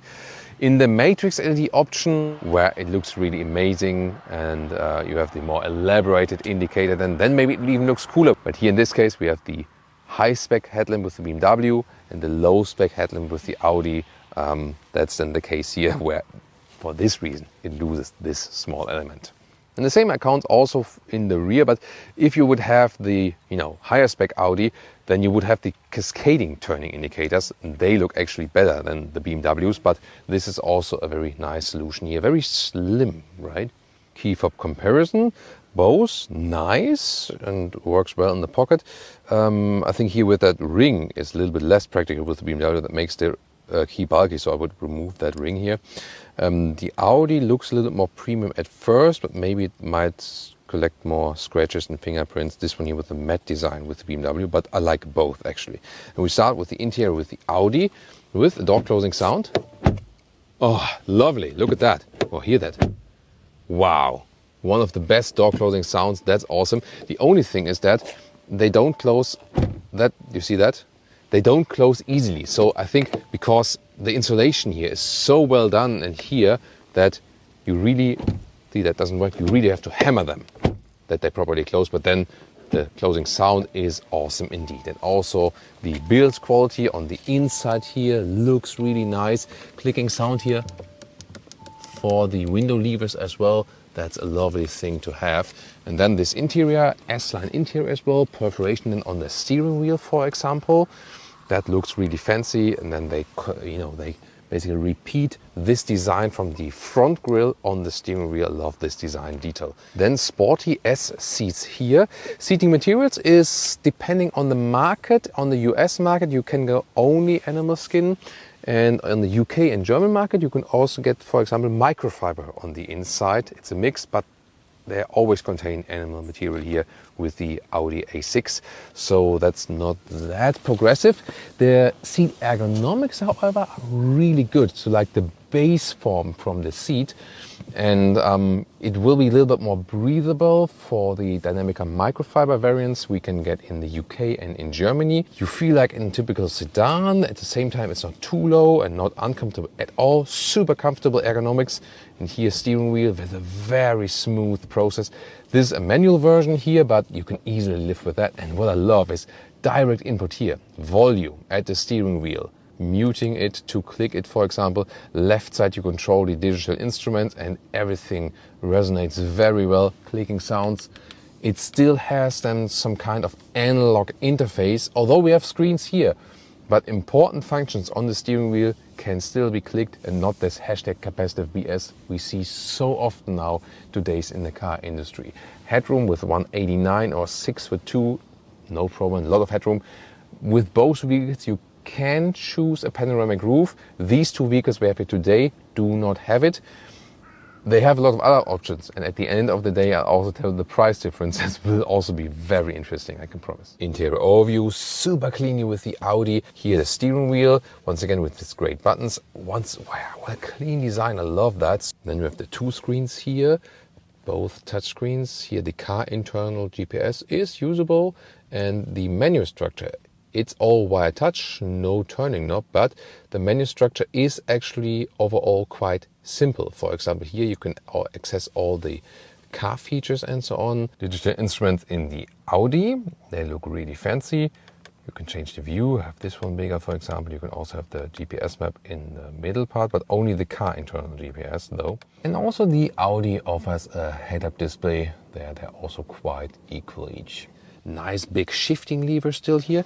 And then this can be put open, very well attached to my USB-C charger, inductive charging pad, but especially the iPhone does quickly overheat here. Interesting thing, by the way, in the Audi with the seat belt here on the passenger side. That's what you sometimes hear while driving. That's annoying. And it's always like in an Audi or VW that they are attached on the inside of the doors in that way. And here, when you move them down, this is a solution, then it's tight, and then you don't hear that while driving, or you would need to attach them. But this is already the good solution. Always slide it down, actually. So yeah, but let's see how it is in the BMW later. Now the rear seating area. Let's take a look here first. So yeah, it looks actually quite cool. The middle console is large, so it won't leave too much space then in this case. What about legroom and so on? And here inside of the doors, this nice soft touch material right here. Very well done here as for the whole finish. Also for the window levers here in the back. So yeah, that looks really good for the finish. When I'm driving, as a tall driver in the front, leaves some legroom, no problem for at least 4 tall adults here. Headroom also, both don't have panoramic roof option here today. Some headroom is left, and it's definitely fairly comfortable due to that huge middle console. Of course, the middle seat is kind of tricky. Yeah, somehow works. Not the most comfortable position, but it still works. And I really like this separate climate unit they have then here in the rear. Also with clicking sounds then. It is a screen, yes, but still clicking sounds, and 2 USB-C chargers then here meanwhile. In the middle part, we can fold this one down. Some space plus cup holders, and they are also adaptive here in the rear. Now rear seating here of the BMW. Let's take a look first. Also nice entry, but yeah, when you already see that looks a little bit closer here. It looks quite equal from that middle part here, because both have also this all-wheel drive thing. And also here, nice material choices here. Everything also very well done. So build quality seems both great. Here legroom wise, yeah, it works, but closer. And the Audi also has this recess here, left and right. So legroom wise, clearly a win for the Audi. You see here that the bench is, I think, bent a little bit more like this from the angle. And seating comfort wise, it's actually quite fine. So also good comfort. But you see here, I think my legs are, you have more space here. And also BMWs, typically like for decades, have a very large area here, and you don't have too much space here for your outer elbow. So overall, I think, yes, when sitting here, it's comfortable. Headroom is also comparable, no problem here for tall adults. So you'll get along with both, definitely really nice comfort. But I think the crucial thing would be, if you are very tall, then the Audi would be your choice in the rear. So if you're driving a lot of times, like with 4 tall adults, for example, then the Audi leads it. Otherwise, the comfort is also fine in the BMW. Middle seat here, it's a little bit firmer here in the middle part, so also not ideal. So indeed, the difference is the Audi just offers a little bit more legroom, that's clear. But the comfort here itself, and we're a little bit shorter, it's comparable. Here, equal system, a little bit more space. Where's that? You can't fold up this. That's astonishing. Here cup holders, they are also some adaptive, but not as adaptive. Oh, somehow I activated the rear the rear climate unit here, which I found cooler with the BMW, because you can still have the real turning dials here. That's cool. And yeah, now I must have hit this one then activated it. Actually, also seat heating for the rear is available, but that's an option. Now the interior of the BMW in the front. Oh yeah, I always close the BMW here when I put my finger here. That's how to close it, and then here, that's how to open it with the keyless entry. And then, oh, the door closing sound is way worse. That's a clear difference. So door closing sound battle is, yeah, that's the thing here, won by the Audi. Then inside the doors, the build quality here is also very nicely done. Maybe looks a little bit more premium with the Audi, or what do you guys think? The interior has some kind of sport here touched as first sight at least. Also is the M Sport steering wheel, for example. We also still have real buttons at the steering wheel, that's nice. The clicking sound is a little bit better in the Audi though. This is an easy thing here to reach the steering wheel heating, that's also an option. Then here, this is the animal skin seat. But for the 5 Series, since the facelift, you can get new perforated Sensación seats. And they are great in comfort, actually way more comfortable than these ones here because they are plusher from the surface and also softer and have the perforation. They are also more breathable and so on. And of course better for animals and also for the environment when you really look at the whole energy that is put in the production and so on. Seating comfort here at first sight is still quite nice. When I start the engine here, the steering wheel comes down then. There's a comfort entry function. Yeah, that's 6 in a row, right? Yeah, the sound I think is definitely better with the BMW or what's your take on that? So steering wheel here with the electric function, up and down, in and out. The steering wheel itself, that's a tough question. I mean, also has a nice size. Steering wheel itself, I think a little bit better with the Audi. And the seating comfort here, yeah, the ergonomics also seem better with the Audi, but when you have the perforated Sensación seats, the comfort difference is not as large. Maybe they are then also better, so it really depends on the concise trim. In the US, the perforated Sensación seats are standard now, and in Germany as well. In headroom, by the way, also no problem, plenty of them available here with the BMW too. Oh, by the way, here at BMW, here, the seat belt holder is not attached here up there. It's more down, and that's why this area here does not have, you know, this sound effect. So it's a better solution here sound-wise, but you cannot adjust it in here. It's just fixed in one height. Interior overview, I would say a little bit less clean here with the BMW, but more driver-oriented actually. So everything is lent a little bit towards the driver. That's speaking more for this BMW philosophy. On the steering wheel, still well to control, and also here, for example, for the volume selection, shifting pedals. Yeah, that more speaks to, hey, let's attack, you know, let's attack the road actually.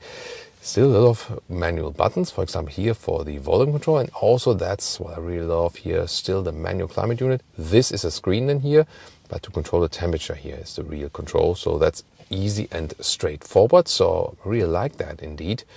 Let's zoom out this to the screen up there. Here in the lower part, for example, you can slide this one open, then you have cup holders behind it, and the inductive charging pad is in the front. Here for the iPhone it still works, but if you would have the Plus or the Max, then it would not fit the inductive charging pad there in the front. You still also have a real BMW shifting lever here. That's giving you a good sporty feeling. Drive mode selection is here. In contrast to the Audi, here you can still control the infotainment system from below. Here there's a split armrest, so easier to open in a way, but you don't have too much space down there. Another USB-C charger. Digital instruments, when you turn on the engine like this, they come alive, and in this case, in this view here, you don't have the RPMs in that view. You can have the car internal GPS in the middle part, but when you go to the sports mode, for example, gauges change, and then you also here have the RPM on the right side. Yeah, boom, boom. And you have a head-up display. You can also adjust the height or something. It's always sharper in real life than it appears on camera, by the way, especially in here, yeah, with these raindrops that start to come here from time to time today. Oh, and by the way, once again here, integration of the ambient lighting. The Audi also offers one, but it's not equipped with the vehicle today. Another option, but here you can very well see this nice blue line in the ambient light here in the BMW. What about the trunk space? Let's start with the Audi. Here, cabin trolley. Let's see how much space we have here in the vertical way. No problem. The width here, easily 1.40 meters, and the length is like 120 in meters or 47 inches. The height about 50 centimeters or 19 inches. Very well usable square dimensions. But what about the BMW? Let's move over. So let's take a look right here. We also have a different cabin trolley in here. Put it up. Oh, that looks like more space here. We have this step here, but then we can lift nothing up. So that's pro and con definitely. Let's check out the width first. So it was 1 meter or 40 inches with the Audi. And I mean, here in the front, yes, easily, but then there you are limited. So it is not as wide as with the Audi. The length was 120 with the Audi. It's a little bit less than 120. It's like 115 or 45 inches.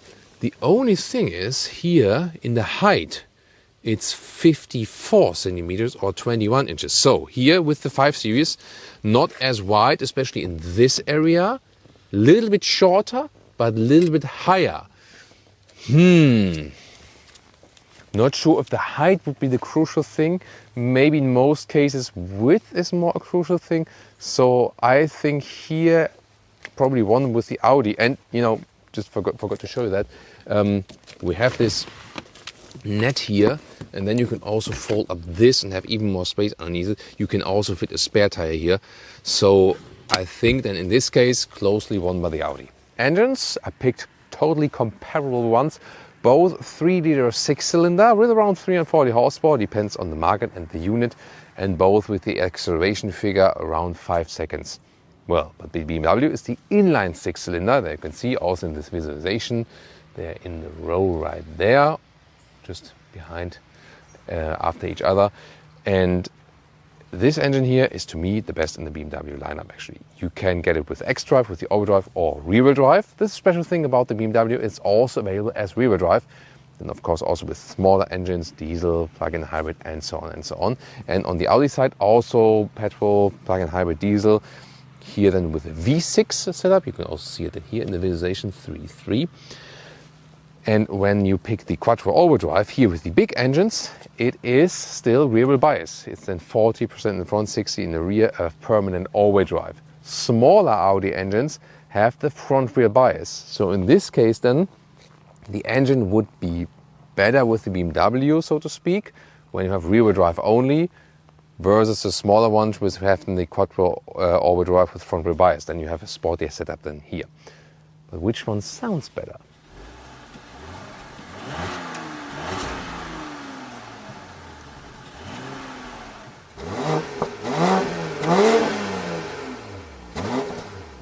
Welcome to Thomas's comparison driving lounge, starting here with the BMW 540i, the 6-cylinder in the 5 Series, and we go with the Autobahn acceleration, and we'll start at about 40 kilometers an hour, sports mode. I'll also go to the sports shifting mode. Let's go.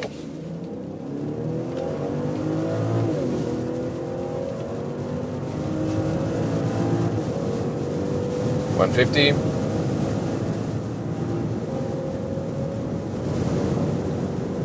And 200 kilometers an hour, and I drop it right here, a little bit off because the road is getting wet. And so far it's not that wet yet, but of course we have to be careful. That all-wheel drive acceleration was of course quite safe and there was no other car around. So still, I recommend not driving that fast when it's rainy. And I also drop the speed here now a little bit. Lane change here, really safe. The suspension here is not that stiff, but also not soft, so it's a good compromise. We have the adaptive suspension, and in that sports mode then we have a little bit more feedback from the suspension. That's actually good. Steering is quite direct and really light even in the sports mode, so there's not much feedback from the steering wheel. We have the integral active steering in here. That's the option with the rear axle steering, and that gives us more stability at higher speeds because the rear wheels are steering in the parallel direction. At lower speeds in the opposite one, and that is giving us more agility. It makes everything, let's say, a little bit less natural from the feeling, but it delivers a great advantage when a turning circle is, for example, is narrow and just easing in and out of a basement garage, for example. So overall, a very good option to have for a rather large sedan, definitely. You've maybe heard it. Yeah, I mean, was maybe a little bit influenced by the rain as well. The noise insulation is overall very good, so not too much noise at higher speeds indeed. And here now in the tunnel you hear it as well, it's staying relatively calm. Really looking forward how it will be in the Audi, if it will be more silent or not. Here you can also see the ambient lighting very well. Look at that here and that. So that looks really, really fancy indeed. Very nice and subtle integration of the, I've set it now to blue. You can also change the colors, of course. So that 6-cylinder also gives a nice sound, and it's really, to me, the right-sized engine for this vehicle. You don't need the 8-cylinder from the M5 or the M550i. They both have the 8-cylinder in there. So the 540i to me is the right pick for this vehicle. You can also pick it as rear-wheel drive. And here we go with the Audi A6, also at the 3-liter petrol engine with all-wheel drive. And let's put it to the dynamic mode. And it automatically goes to the S shifting mode. We'll also start at 40 kilometers an hour. Let's see how the acceleration goes here. Let's go. 100. 150.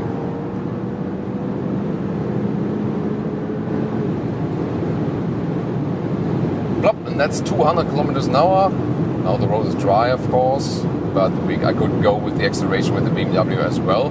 The acceleration figure to 100 kilometers an hour or 62 miles an hour are exactly identical. Also same horsepower amount. Here also suspension in that adaptive mode goes stiffer at higher speeds. And we have 19-inch wheels instead of 18-inch wheels, also with winter tires. And yeah, that feels indeed a little bit sportier from suspension, surprisingly.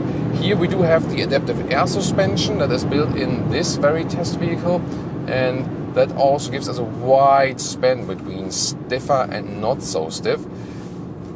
I was really kind of surprised that this setup here seemed sportier at higher speeds indeed than with the BMW, although the whole cockpit layout and so on is rather set on this luxury tone and not necessarily on the sporty tone. So that's where the BMW gives you more the first feeling of being sportier. But here suspension wise, especially when you are in that dynamic mode, this one seemed actually even sportier. And also steering is huge difference. So the Audi gives us a better steering feeling indeed. It is very precise and direct, but gives me more feedback already in the auto mode. Let's see in the dynamic mode. That doesn't change too much actually.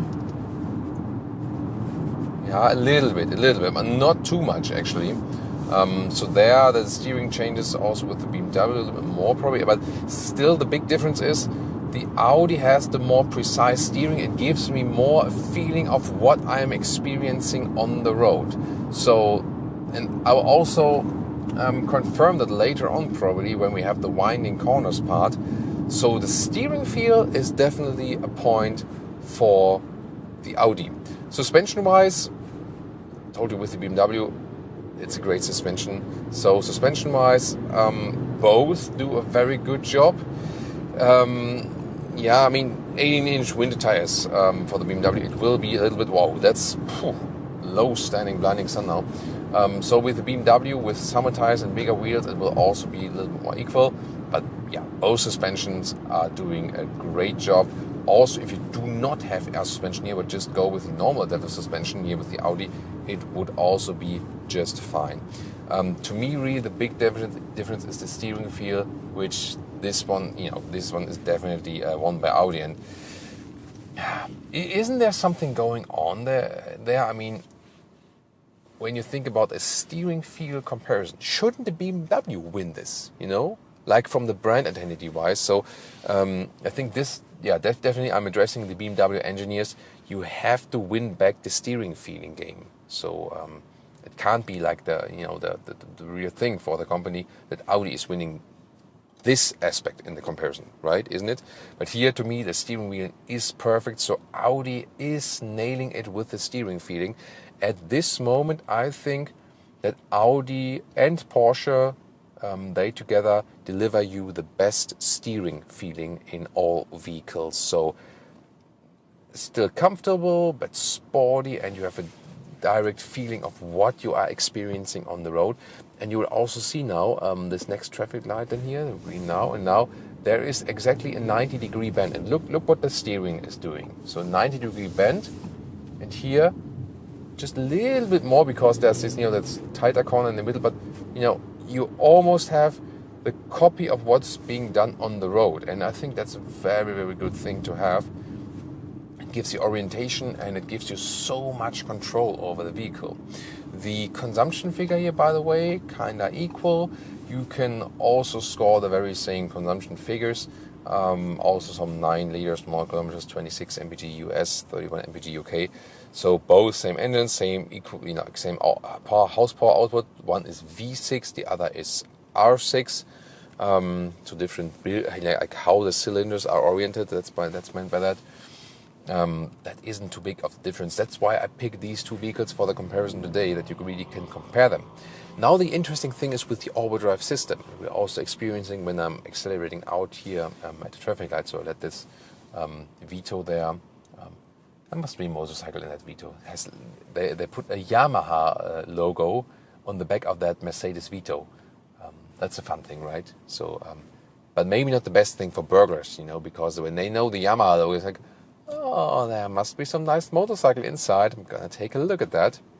So when I'm accelerating out of the corner here now, here like this, see here once again 90-degree steering wheel, and yeah, it's beautifully done indeed. Such a good feeling. The key thing is here when you hear, does not only have a Yamaha in the back here, obviously also has NOS injection. So with the all-wheel drive, Quattro is not always Quattro. There are like several different Quattro systems at Audi, and when you have the 3-liter engines, 3-liter 6-cylinders, both diesel and petrol. So here on the petrol side, this one here, and also the S6 and also the RS6. The S6 in the US. In Europe they went for the diesel for the S6, but then you also have the 3-liter diesel, of course, and of course the RS6 then with that 8-cylinder. So when you have these big engines, then you still have a rear wheel bias with the Quattro system. So the all-wheel drive systems here are comparable.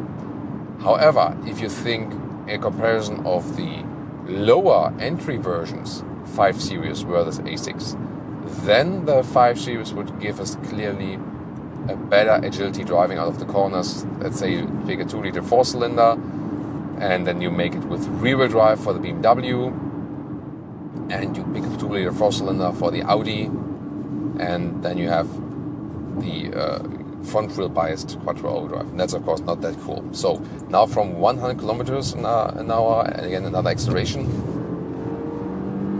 picking it up very well. Wow, 150, 170. Of course, now the road is a little bit drier, so I can drive a little bit faster, 200, and wow, it gives me such a great controlled feeling over the vehicle. So I have to say, yes, bearing in mind, this is a wheel bigger here, but still it's 18 versus 19-inch winter tires in the comparison, so that's okay. Here, of course, then the air suspension, but the suspensions are still in the... No, I don't want any traffic announcement. Wow, that's super annoying, right? So, yeah, DAB announcement off. I hate that when, yeah. Goodbye. So, back to the vehicle, sorry about that. So, I'm kind of astonished a little bit that the Audi gives me a more controlled feeling over the vehicle. And that's to me a surprise. Maybe I would have expected that from the, when I have an S6. But here at the usual A6, wow, that's really a thing, Everyone maybe before watching this review will think, okay, yeah, the BMW will be the sportier and the A6 will be the more comfortable one. So, and the conclusion is, if you go more comfort, then pick the A6. If you want to go sporty more, then go for the 5 Series. No, actually, this one here does feel sportier. As for the characteristics, it's a really weird thing, So, like suspension, steering setup, and so on. But the BMW first has the sportier impression, exterior, how the interior is oriented, how the car makes you feel in the first place. But then when you experience the vehicle, the A6 feels more sporty, especially in that sense of I'm in control. Oh, and turning indicator sound, that one is better with the BMW, by the way. Yeah, very well done. Yeah, that's interesting. So the engine characteristic is a little bit different. There, actually, just purely from the engine-wise, the BMW makes a sportier impression. So from the driving dynamics, the Audi is sportier, I feel. Engine-wise, the BMW is sportier. Like this, you know, I told you earlier, this Laufkultur thing. The BMW six-cylinder has a better sound and also seems to be a little bit more spontaneous in a way. Yeah. Wow. I can already tell you right now, it's getting super tough, guys. So, yeah, the engine is more emotional with the BMW. Then again, steering is definitely better with the Audi. So, it's really a tough one. Now, countryside driving here, also very relaxed. Talking about the comfort, really nice. You can enjoy every bend here. And the seat surfaces, you don't have these good sensor tech options like you have with the BMW, with the Audi, especially not on the US market. And in the German market, for example, we can also get Dynamica microfiber on the seat here. That would be way to go for, but also not animal free. But the ergonomics on the base seat, they are better, especially for tall people with the Audi. So they have better seat ergonomics in a way. BMW then offers these new seating surfaces. So that's, I think, a thing of the market. Told you that here, these concise test vehicles here today, there the Audi offers more seating comfort. However, it would look different than when you compare the SensorTech, the new perforated SensorTech seats with the BMW. There, it's at least equal, or maybe even the BMW is better. So when I'm ordering these test vehicles for comparisons, I try to make it as equal as possible, but I cannot configure a vehicle that is getting built then. You know, that's not possible, obviously. So, but this was the closest I could get for this comparison. So I always tell you more about my experience with maybe other vehicle versions of the same vehicle, where we then, you know, have a fair comparison even, or more tips of which concise trim to pick and so on. So what about the winding corners here? All right, sporty driving, tight corners, dynamic mode. Let's see. Now I feel that this air suspension, when it sets on the sports or dynamic trim, it's indeed rougher than with the BMW adaptive suspension. That's super interesting. And that also explains why it is sportier on the motorway, on the course of comfort on these rough roads. That's interesting. Now here, look at the steering characteristic. Tight corner and all-wheel drive.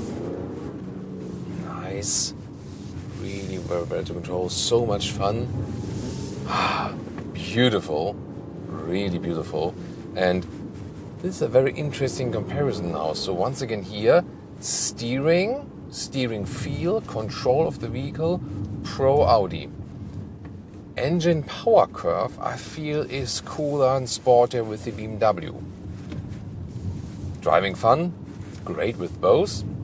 Suspension in this case here is stiffer with the Audi, although it's the air suspension. Comparing here the sports mode. And how the car comes out of the corners. Well, the A6 also offers the rear axle steering, but I have to say you feel it more with the 5 Series indeed. So really, really tough thing. So I feel that the 5 Series would come out of the corners a little bit better. But it's really, really a close call. So you have a lot of elements that speak for the BMW. You have other elements that speak for the Audi. Well, the driving party hasn't made it easy on me, neither on you. But which one would I take home? Which one would I take home? Today it's really, really tough. It's a very tricky question. So exterior-wise, I have to say, I love both. Both have their very distinctive styling. The BMW, to me, a little bit sportier. The A6, more German Bauhaus design. but still has a lot of elegance. So exterior-wise, I really love them both. So you can find a lot of elements on the exterior design to love. Definitely, yeah, you need the matrix LED headlamps with the Audi, that's for sure, to have, you know, the nice turning indicators and so on. Interior-wise, the styling looks cleaner in the Audi and to me a little bit more modern actually. So from the interior concept, I think the Audi wins. More legroom in the rear, that's also important. The trunk is a little bit better usable. The only thing maybe the BMW has better, that you have these, you know, this control knob here for the infotainment system that you can choose between touch and controlling. The Audi is touch only. The BMW also has the manual climate knobs, but for a touch only solution, this is one of the best touch only solutions there in the Audi.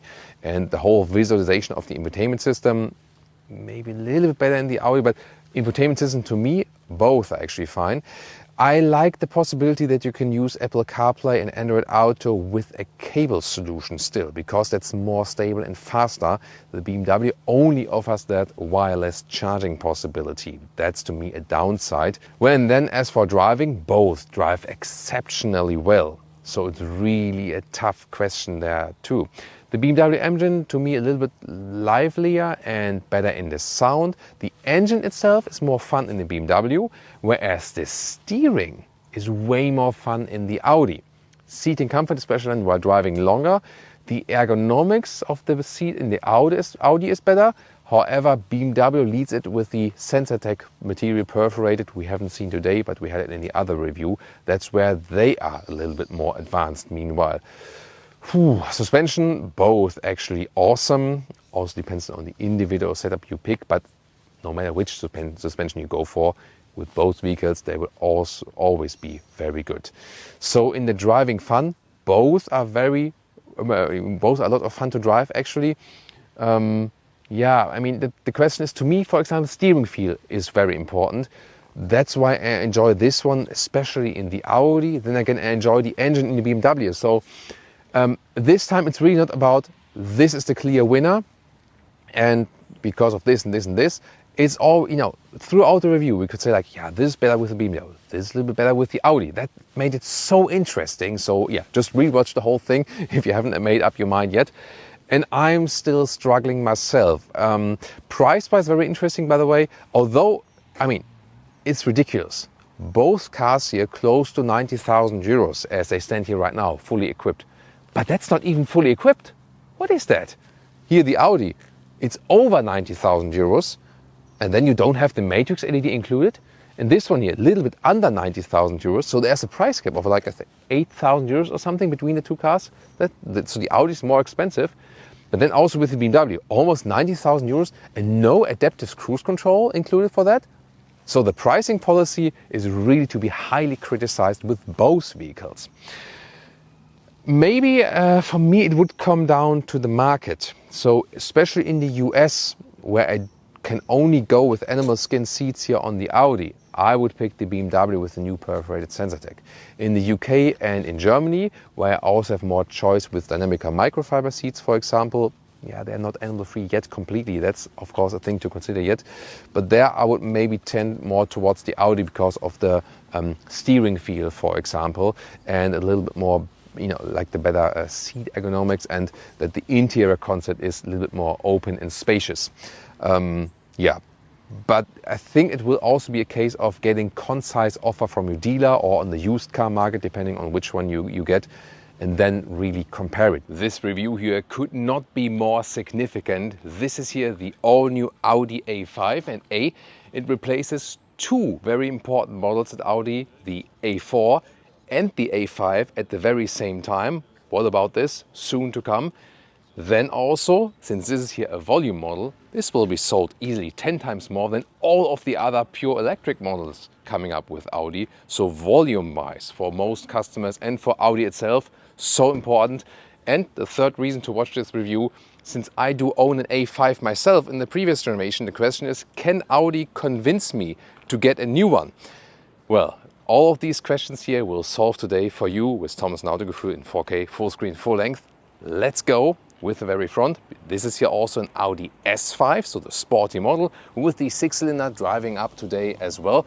And here the front grille has become wider, so they try to do a sportier stance. And in the S model, you also have the special accentuations here in this L form. This also blacked out because this one is carrying a black package. You can always see it also here at the side mirror caps, for example. They would be in the typical aluminum style otherwise than that. The LED here has a 3-step logic. LED, more extended LED, and this is here the matrix LED. You also see it has like this pulsing function here, a little bit shimmering effect on the front already to give a little bit more of this light design brand, what they want to be or call themselves. And also when you use the turning indicators, you have a very spectacular effect already here in the front. Ascari blue is the vehicle color here for today. With the S5, it's available for the S model or also for the S line. And yeah, I try to dress accordingly to it, of course, once again.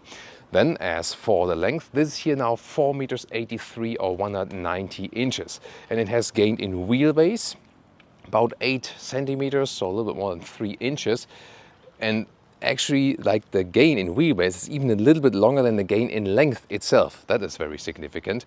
And indeed, it replaces both A4 and A5. So what are they doing? What have they thought of? They are actually reorganizing their whole branding stuff, and also with the names of the electric vehicles and also the combustion engines. So all the odd numbers are combustion engines and all the even numbers are the all-electric models then in the future. Doesn't mean that the combustion engines are out. No, not at all. That's just how you call the numbers. And you see here, this is here an A5 sedan, so to speak. And it is also an A5 Sportback because the rear opening is like a Sportback. So they made basically an A4 successor on the exterior with a fastback or liftback trunk of an A5 Sportback. That's interesting. At the same time, this is also available as the Avant, as the Estate. It's called A5 Avant, and we definitely have to get used to that naming. It's also available as the S5 Avant. So there's an S5 Avant and also an S5 sedan, then both available. And you can also understand this because they are giving more economies of scale to themselves, basically. If they reduce the model portfolio a little bit, then also stretch it a little bit to gain maybe customers also from larger cars, being a little bit more upmarket, but we can check out if that works here today. You've maybe recently seen my personal vehicle episode. I have an A5 convertible actually from the previous generation, and I had great experience with it, but at the same time also horrible experience, especially with the dealers and warranty and so on and so on. If you want to check that out, if you haven't done so far, I will also link the video at the end of the video, for example, after we have driven here the all new generation. Here with the black package, also here the frames all in black, otherwise it would also be a brighter styling. And what you can also see here already is that the door handles here are kind of integrated. You can grab underneath and then you don't really have a physical feedback for that, so it's capacitive. Yeah, you can grab in, but then you don't. It's something in between, let's take it that way. So many new solutions coming up there. As for this wheels, would for the normal A5 17 to 20 inch. This is here a 20 inch wheel, 19 would be standard for the S model, and 20 inches also optional, but really cool in the RS styling here with the spider design. I really liked it. And typical also the red contrasting brake calipers here for the S model. Very important topic is of course the Quattro all-wheel drive, and a lot of things have changed there. Also, if I think about my personal S5, which has the permanent Quattro all-wheel drive, standard 40% in the front, 6% in the rear, then it can vary a little bit, and also with the torque converter. This has actually all changed, and I think it's very important to talk about this even before we actually take a look at the engine, because now all the A5 models and also the S5 do work with the Quattro Ultra. And now most probably will say like, wait a minute, that's front wheel drive, I don't want to have that. Yeah, that's how I also reacted at first. So then I thought, this cannot be ever a replacement for a previous generation, you know. So what are they actually doing special to the S model? Is that the right approach to take? Okay, but now we have to take a deeper look into this Quattro Ultra concept. So yes, This is a front wheel based platform and the base models will have front wheel drive. That's the case. And all wheel drive models will have the Quattro Ultra concept, which works front plus rear wheels on demand. That's fact. So with all the models, when you drive, let's say slowly, steadily, just roll, it will be a front wheel driven car. And then when you accelerate harder, also power will be sent to the rear wheels. However, they use a very, very strong clutch there in the middle. And by that, they can shift the momentum not only to 50-50 distribution front rear, but even more to the rear, up to 30% front, 70% rear. And by that, when accelerating hard, it can still become rear wheel biased. And there are actually two reasons for that. First of all, because the clutch is stronger than with other concepts, of a similar kind. And the second reason is because when you accelerate, more weight is going to the rear axle just by physics. And that also enables that you can send more power to the rear because you get more traction at the rear by physics. Very interesting, definitely. And now there comes something special here for the S model, because the main difference here, Quattro Ultra from the base model to the S model, is actually that this one here always has a connection to the rear axle. So whereas the base model with Quattro Ultra is really just rear wheel also on demand, this one here always engages the rear axle, even just maybe a little bit, but it's always engaged. So you have a little bit more rear action at any time. So this is the first difference. It's of course a little bit less efficient then. And the second difference is that here at the rear axle, there is also a torque vectoring. It has been reworked. And by that, there can be also send more power to the curved outer wheel at the rear axle, making it even sportier. And what I explained to you now, it was quite long, but I think it was very significant because that all-wheel drive is something what Audi is actually famous for the Quattro. And I'm really looking forward to, is it the same than with the standard Quattro all-wheel drive in the driving feel? Do I still feel that rear wheel bias? Audi promises that, they took a look at the momentum in the testing and so on, and they say that when I accelerate out and drive it, it should feel more or less the same, or even better. But I don't believe that yet. I have to see it for myself in the driving part very soon. But now let's take a look at the engines and of course at the interior. As for the engines, like with the normal A5, 2-liter 4-cylinder, petrol and diesel, it's interesting there because you've maybe also recently seen the Audi Q5 episode. There, all the engines are mild hybrid. Here they went for a non-mild hybrid approach, like a normal turbo petrol engine, for the entry-level engine to keep the price a little bit lower. If you can say so for Audi relations, we're soon also going to talk about the prices. So the 2-liter 4-cylinder turbo petrol engine is without mild hybrid. Then the 2-liter TDI is with mild hybrid.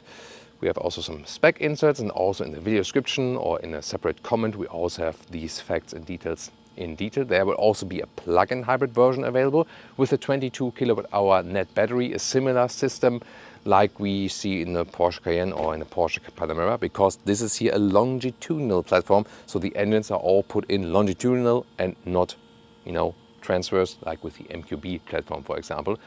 And this is then so far the pinnacle.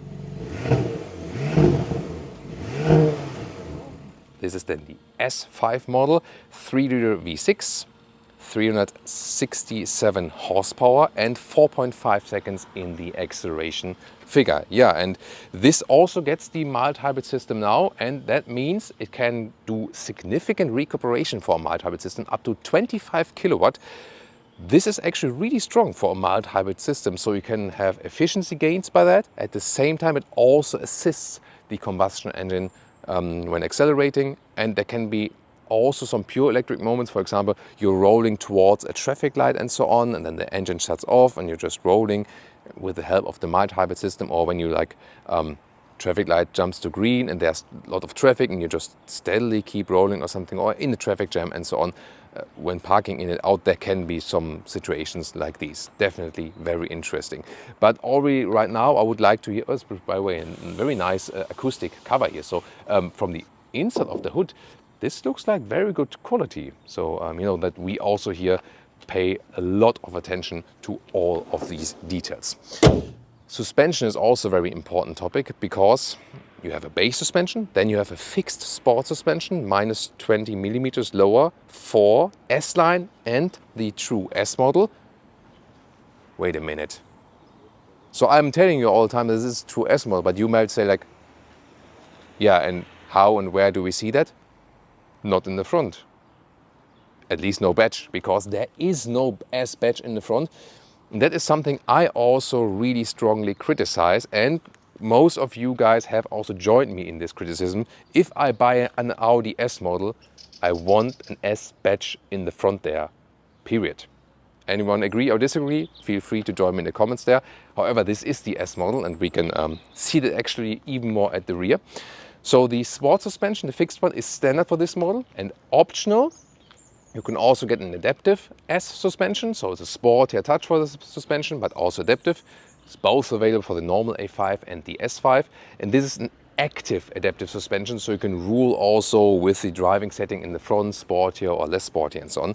And here, yeah, there's the small green bug on the opposite side, but there it is, S5. So this is like the visual proof.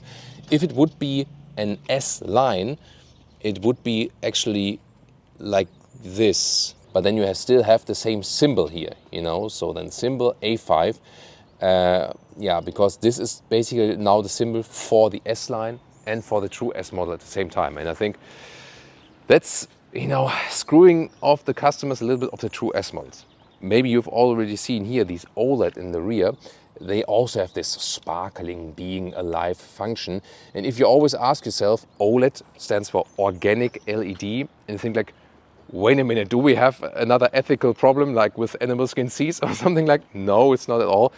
Organic because in a chemistry sense, when you have carbon elements inside there, you call it organic chemistry. That's where it comes from. So it's nothing that's alive just because carbon is an element that is called organic in chemistry. That's why they're called OLED, organic LEDs. So yeah, still, oh, good boy. And interesting also, they have more communication functions basically. Once again, cascading, turning indicators and so on, but maybe if it already appeared at some point. There it is. This is like the proximity light. So when I'm too close to the vehicle, like imagine if I'm another car, and then the car says, like, bugger off, you know, you're too close. Yeah, interesting. Or what some of you already suggested recently is like, wait a minute, what happens if people intentionally use it and drive closer to the vehicle because they want to see that function being activated? This can also happen, of course. Yeah, I don't know about that. Also interesting that when you hit the turning indicators, that you then see like this small warning triangle, and it can even use cloud data to activate this symbol then for other vehicles when it is actually known that there's a hazard on the road and so on. Very important. Today I'm wearing our 4K t-shirt, but we also have the fake exhaust t-shirt, so visit our shop to get your fake exhaust t-shirts here today from the Autogefühl Fake Exhaust Police, because this is a huge success for the Autogefühl Fake Exhaust Police, also of course due to your support. You know, we've been talking about this issue with the fake exhaust tips for a decade basically, and Audi has listened to that and say, we're gonna get rid of that. Audi were the brand that were extremely into the fake exhaust business. They even had like fake exhausts which were like a totally fake exhaust. There was like a black plastic plate behind it, and then in the facelift version they actually put the plastic in this way that it appears deeper and has more shadow on the inside, so you could not see the fake exhaust that much. That was just too much, and then the design decision was taken. They saw, the Autogefühl Fake Exhaust Police is buggering us too much.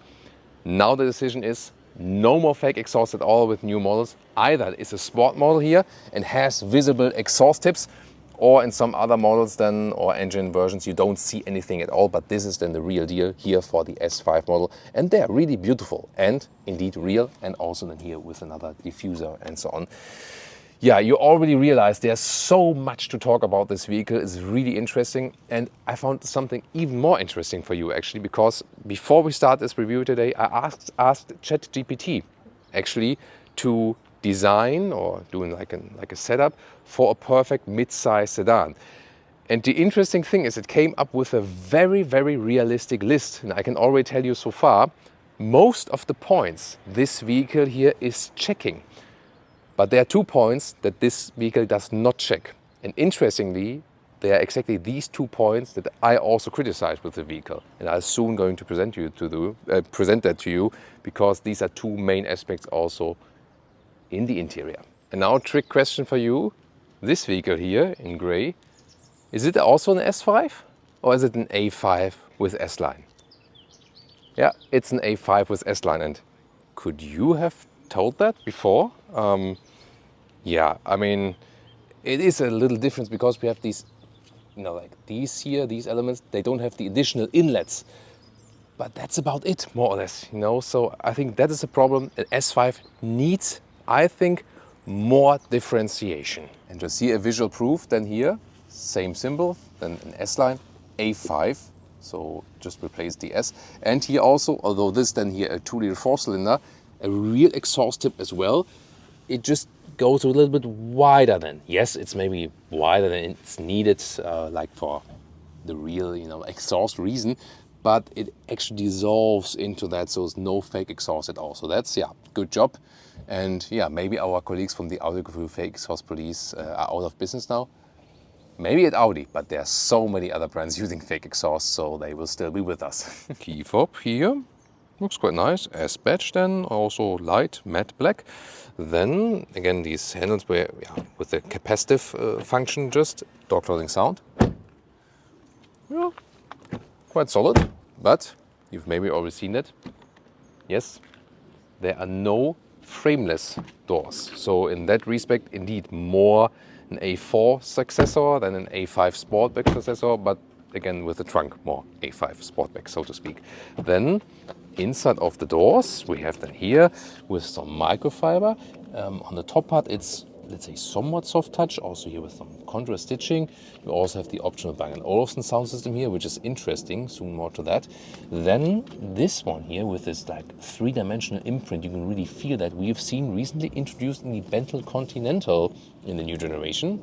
Audi A5 also gets it. And here this new unit here with the light control, for example, open, close. This is also where you control the side mirrors. You see is one button field here, and then the capacitive function, #capacitive BS, control what you are actually doing. At least we still have the real window dials here, and they also have a very nice clicking sound still. That's actually quite cool. There is a design flaw with this one here, however, another design flaw, but I'm soon going to show you how that actually plays out from the interior. Then S entry badge here from the S model. And we also have the sporty steering wheel here with the badge and with the perforations at the side. At the moment, you see how everything is off. This is the not backlit, the screens are off and so on. You can see this is like one curved unit, but with 2 individual screens.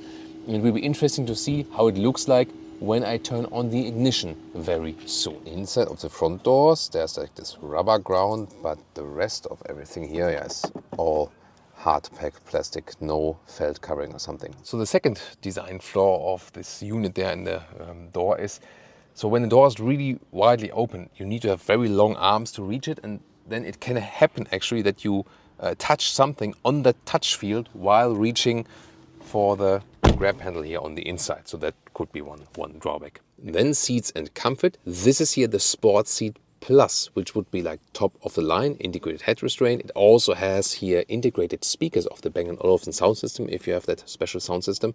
There's also a normal sport seat available and a base seat. And the base seat also available with fabric on the European market. We have to see about the US specs later. And this normal sport seat would also be available with dynamic microfiber on the inside. But you see that the scheme is still a heavy focus on animal skin leather, and they do not offer high-grade leatherette alternatives on a wide scale. And that's definitely something you should offer in a 2025 model, especially for everyone who is caring more about animals. However, Isofix here on the seat in the front already. We also have Isofix in the rear, of course, and we can also extend this lower area here. And then the question is about the ergonomics of the seat, and the base ergonomics so far make a quite good impression. We have to see how it turns out while driving and so on. And with 189 here 6'2", still some headroom left. There's also a version with panoramic roof available, and it is a sporty seating position, and they try to give you always some kind of A6 vibes with the increased wheelbase and so on. They want to be more upmarket, and yeah, we see some details where that maybe works, but other details where it maybe doesn't work. You know what I mean? There's a large middle console. There's here this armrest with a lot of space underneath actually, so that's pretty cool. And you can also adjust this one here. Let's see. There, also in steps. So when you pull this one, then you can actually put it in certain steps. Then a lot of high gloss black, and you know when you don't properly clean it, or some swirl marks, that easily catches like the things. Then cup holders, adaptive. You can also put the key fob in here. It's interesting. Real physical dial here for the volume. Then you have an inductive charging pad in the front. It is also cooled, has these holes, 2 USB-C chargers. And then here the shifting lever is integrated right here, is always a dual clutch transmission. And yes, indeed, even if you have the S model, it is also a dual clutch transmission and no torque converter anymore. And then interesting also, as for the cockpit perspective here, when I turn it on, everything, there's the main screen here, 14.5 inch, left side here, 12 inch, and also optional a passenger screen on the right side in 11 inch.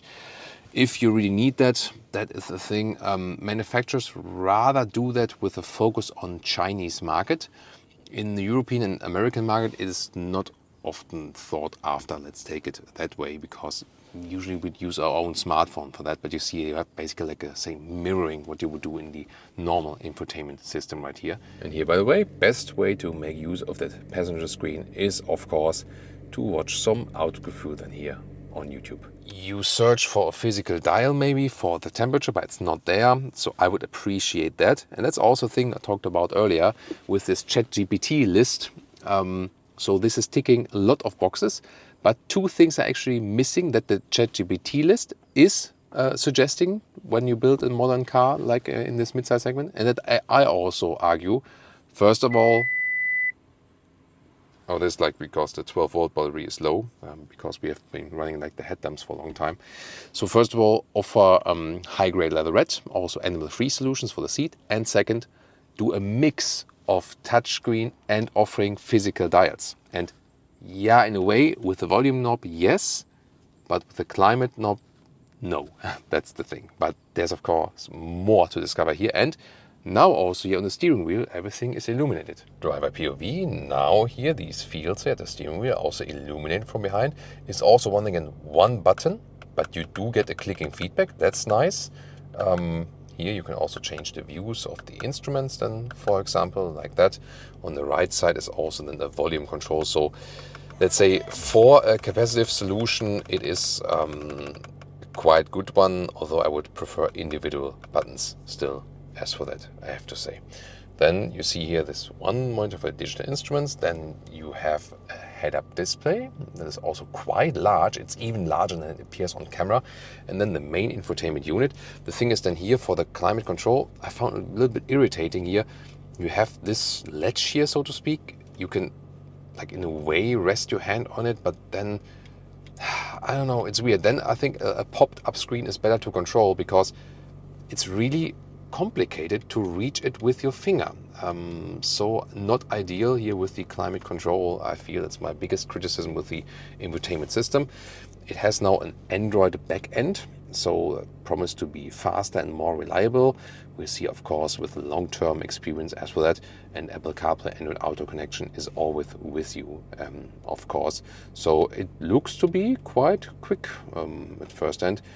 Here you can also change individual settings of the displays and also from the light settings and so on. And even a seat massage is available. And about the Bang & Olufsen sound system, it's really interesting because we have these speakers there back, and the thing is, when you're sitting like this, you hardly hear that. And from the front sounds pretty cool actually, and it's also like a little bit distributed between your left and right ear. Only when you turn yourself like with one ear to it, then you can actually hear that's also coming from there. And I have to say the sound from these small speakers inside the head restraint is not as good when you like explicitly listen to it than from the rest of the system. So I mean, the system is fine, definitely, but this additional feature with the speakers in the seat, I think not really necessary and not really that beneficial, honestly. Let's take a look at the rear seats. First of all, here there's also this structured material on top, so that's nicely done. Then more of the Bang & Olufsen sound system. Here the microfiber on the inside, and once again this Bentley inspired three-dimensional feel which you can really touch and so on. Here, however, no felt covering at the inside of the doors. And then what's also interesting here, the top tether at the passenger seat here is really visible, but when you remove it, I'm not sure if that's the best solution, honestly. What do you think? If you are familiar with top tethers, using that for your child seats. Other than that, Isofix at the outside parts each. And these covers are actually way nicer because you can fold them up and they stay in place. You don't need space for them and you just fold them down like this again. And then we have like a middle console here with the climate unit. If the engine is running, you can also set a seat heating and so on. 2 USB-C chargers. Really large middle tunnel though, definitely. And then, yeah, here there's like for cup holders, this adaptive. And also here when you fold this down up again, this feels really solid and nice, adaptive they are. So then the ski hatch here when you, just when you do it like that. So there we go. And then as for the headroom and the knee room, first of all, headroom here, this works with 189, 6'2". The Avant would continue a little bit straighter. There's also a version here with panoramic roof available, this one here without one. And now there's one of the main problems of this vehicle. This. And this is the seat as I would be driving. Yes, I am tall, I have long legs, so this will not count for everyone. If you're not as tall as me and have like a, not as tall driver, then it's better. But here, for example, to use the recess here, the seat would need to be a little bit higher, and this is absolutely not acceptable, this amount of legroom in such a long vehicle. Definitely have to say that. If we think about the segment above that, like A6, BMW 5 Series, Mercedes E-Class, it's also somewhat the case. They are even a little bit longer and then it works a little bit better, yes. But we have that thing that some of these larger vehicles, they just don't have this good proportion of exterior length to interior space. And this is also not, I mean, the wheelbase has been increased significantly and I don't see that here. But you can also see that these new seats, they are very voluminous and that is surely part of the problem. Let's check out the trunk or the boot. If you have a mild hybrid system, 420 liters, because you lose a little bit due to that mild hybrid system compared to a non-mild hybrid system, and the Avant would also offer a little bit more, but here the access is already really good. There's of course the discussion if you have a separate closed trunk, it's better against burglary, for example. We hear often these arguments from our viewers from South America, for example, who mention that quite a lot. And I mean, when we are traveling in the LA area, we've already seen some parking lots at the mall where there were some, like thefts, break-ins via the window and so on. So that might be a safety aspect indeed. However, on the practical side, this is of course way better. Here also, when I remove this top cover here, then you can see the full extent of that. So this is then like the A5 Sportback before, and it's almost like an estate, or like a Skoda Superb sedan. Okay, now I'm banned from any further Audi event probably, if they heard that. I see here, really well usable. There's also a meter or 40 inches in width, like there, even a little bit more. Of course, this one also fits in vertically, no problem. This is then here, this net where you can secure things underneath. Here's another net, for example, as a splitter, it's also possible. And what's that? Okay. Made in Germany, at least. Yeah, because this one here, the A5, is, by the way, also built in Neckarsulm. It's like a German Audi main town, so to speak. So, indeed, a German product. I'm not sure, like, this is like the, I think, like for the wheels and stuff. yeah, most of the time probably will not open this cover. Let's take it that way. Then the length here is 1.10 meters or 43 inches, and the height here at the highest point is about a little bit less than 70 centimeters or 27 inches. About folding the seats, well, if this cover is removed, then I could theoretically grab over, even though it's not that ergonomically, I would say. The middle part you can also fold down in the video. Other than that, from here, like this, there we go. And then to the seat as I would be driving is a length of 1.85 meters or 73 inches, so very well usable. The Avant would of course continue a little bit more like here, but you see that as for the practicability, there's not much difference than if you take this fastback opening here. So I think that's pretty cool. So this vehicle indeed combines a lot of use cases. And now Leah is showing you the full luggage setup, and also here that an umbrella can actually fit in there lengthwise without folding anything. So yeah, there you can see it can actually easily house a lot of stuff. Whew. Nice acceleration test here at the first end. Actually, you do feel that you're getting pushed from the rear. So one of the main questions was, of course, is it like a feeling of being front wheel biased? And we'll continue to follow that throughout this review. And yeah, from the very first acceleration, I have to say, no, you don't, as I've explained, especially when you hammer it all the way through. Then even more power is sent to the rear wheels, that you can even have more power on the rear axle than on the front axle. And that definitely felt like that.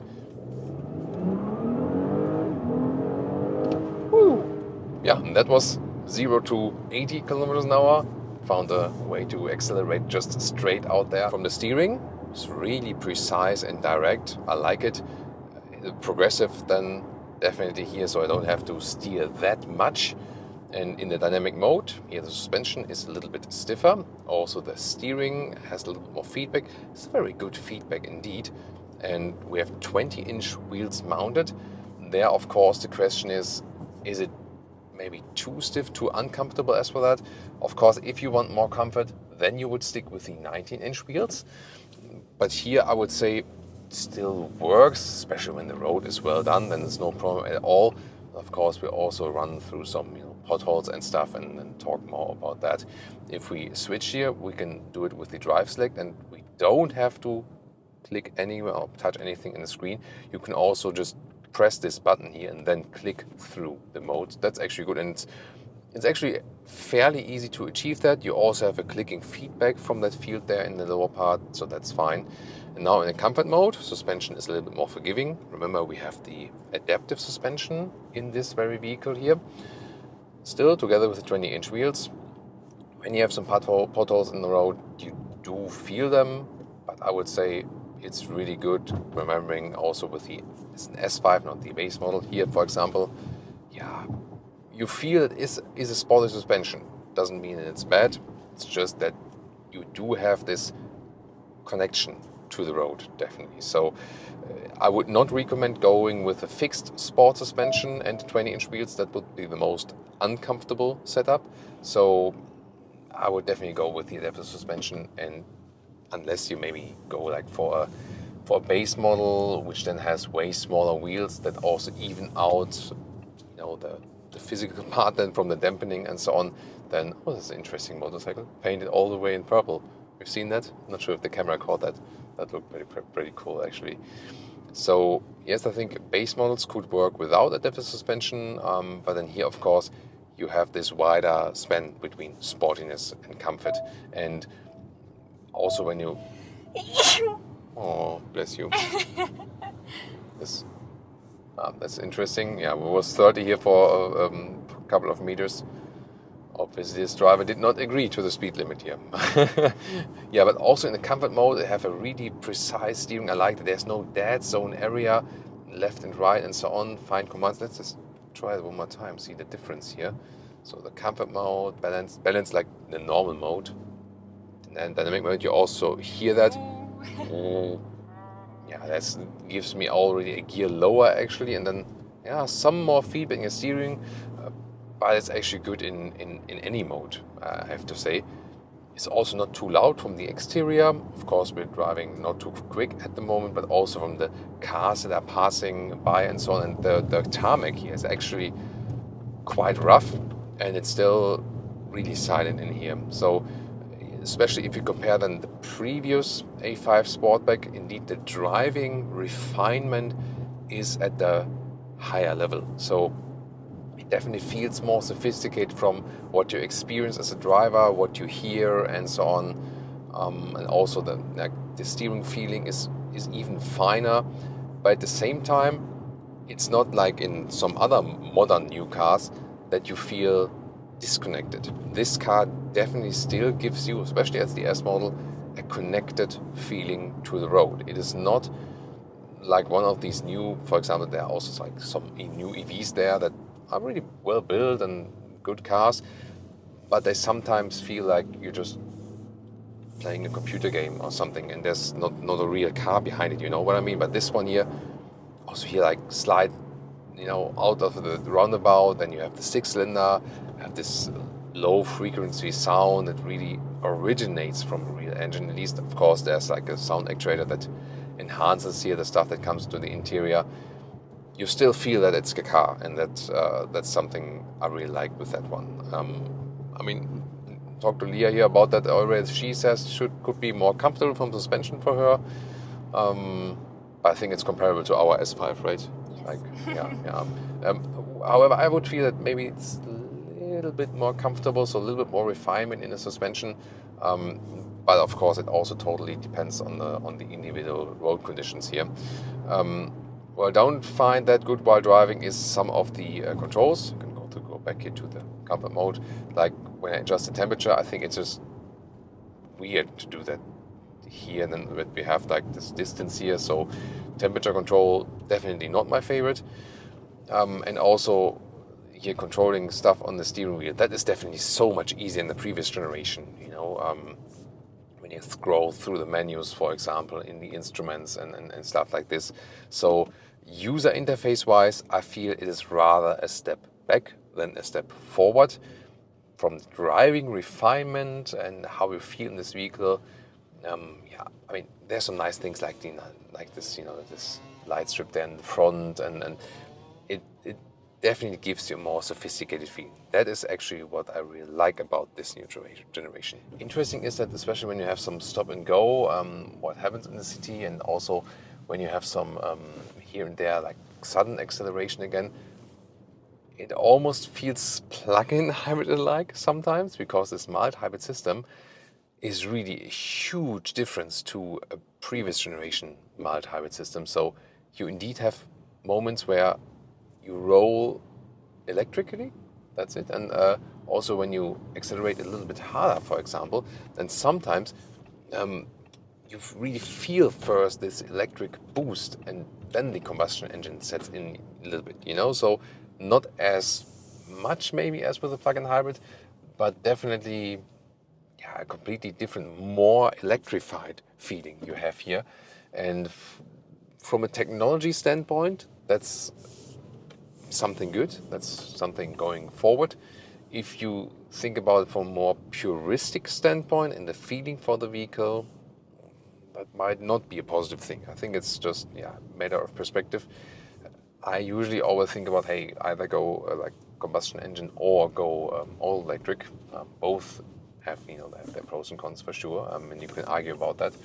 But I mean, in general, you have the advantage that you have a better fuel efficiency with that system, and then you also have some power boost. So and I think overall you will get used to it. The main aspect about this one is, I feel that it has the same reliability, or maybe it's hopefully even better. Can't comment on that yet, of course. Here, when we're going over some speed humps, suspension also evens it out very well. That's cool. Yeah, it is a sporty suspension, definitely, but I think they really got a good balance of comfort and sportiness, especially if you are in the comfort modes.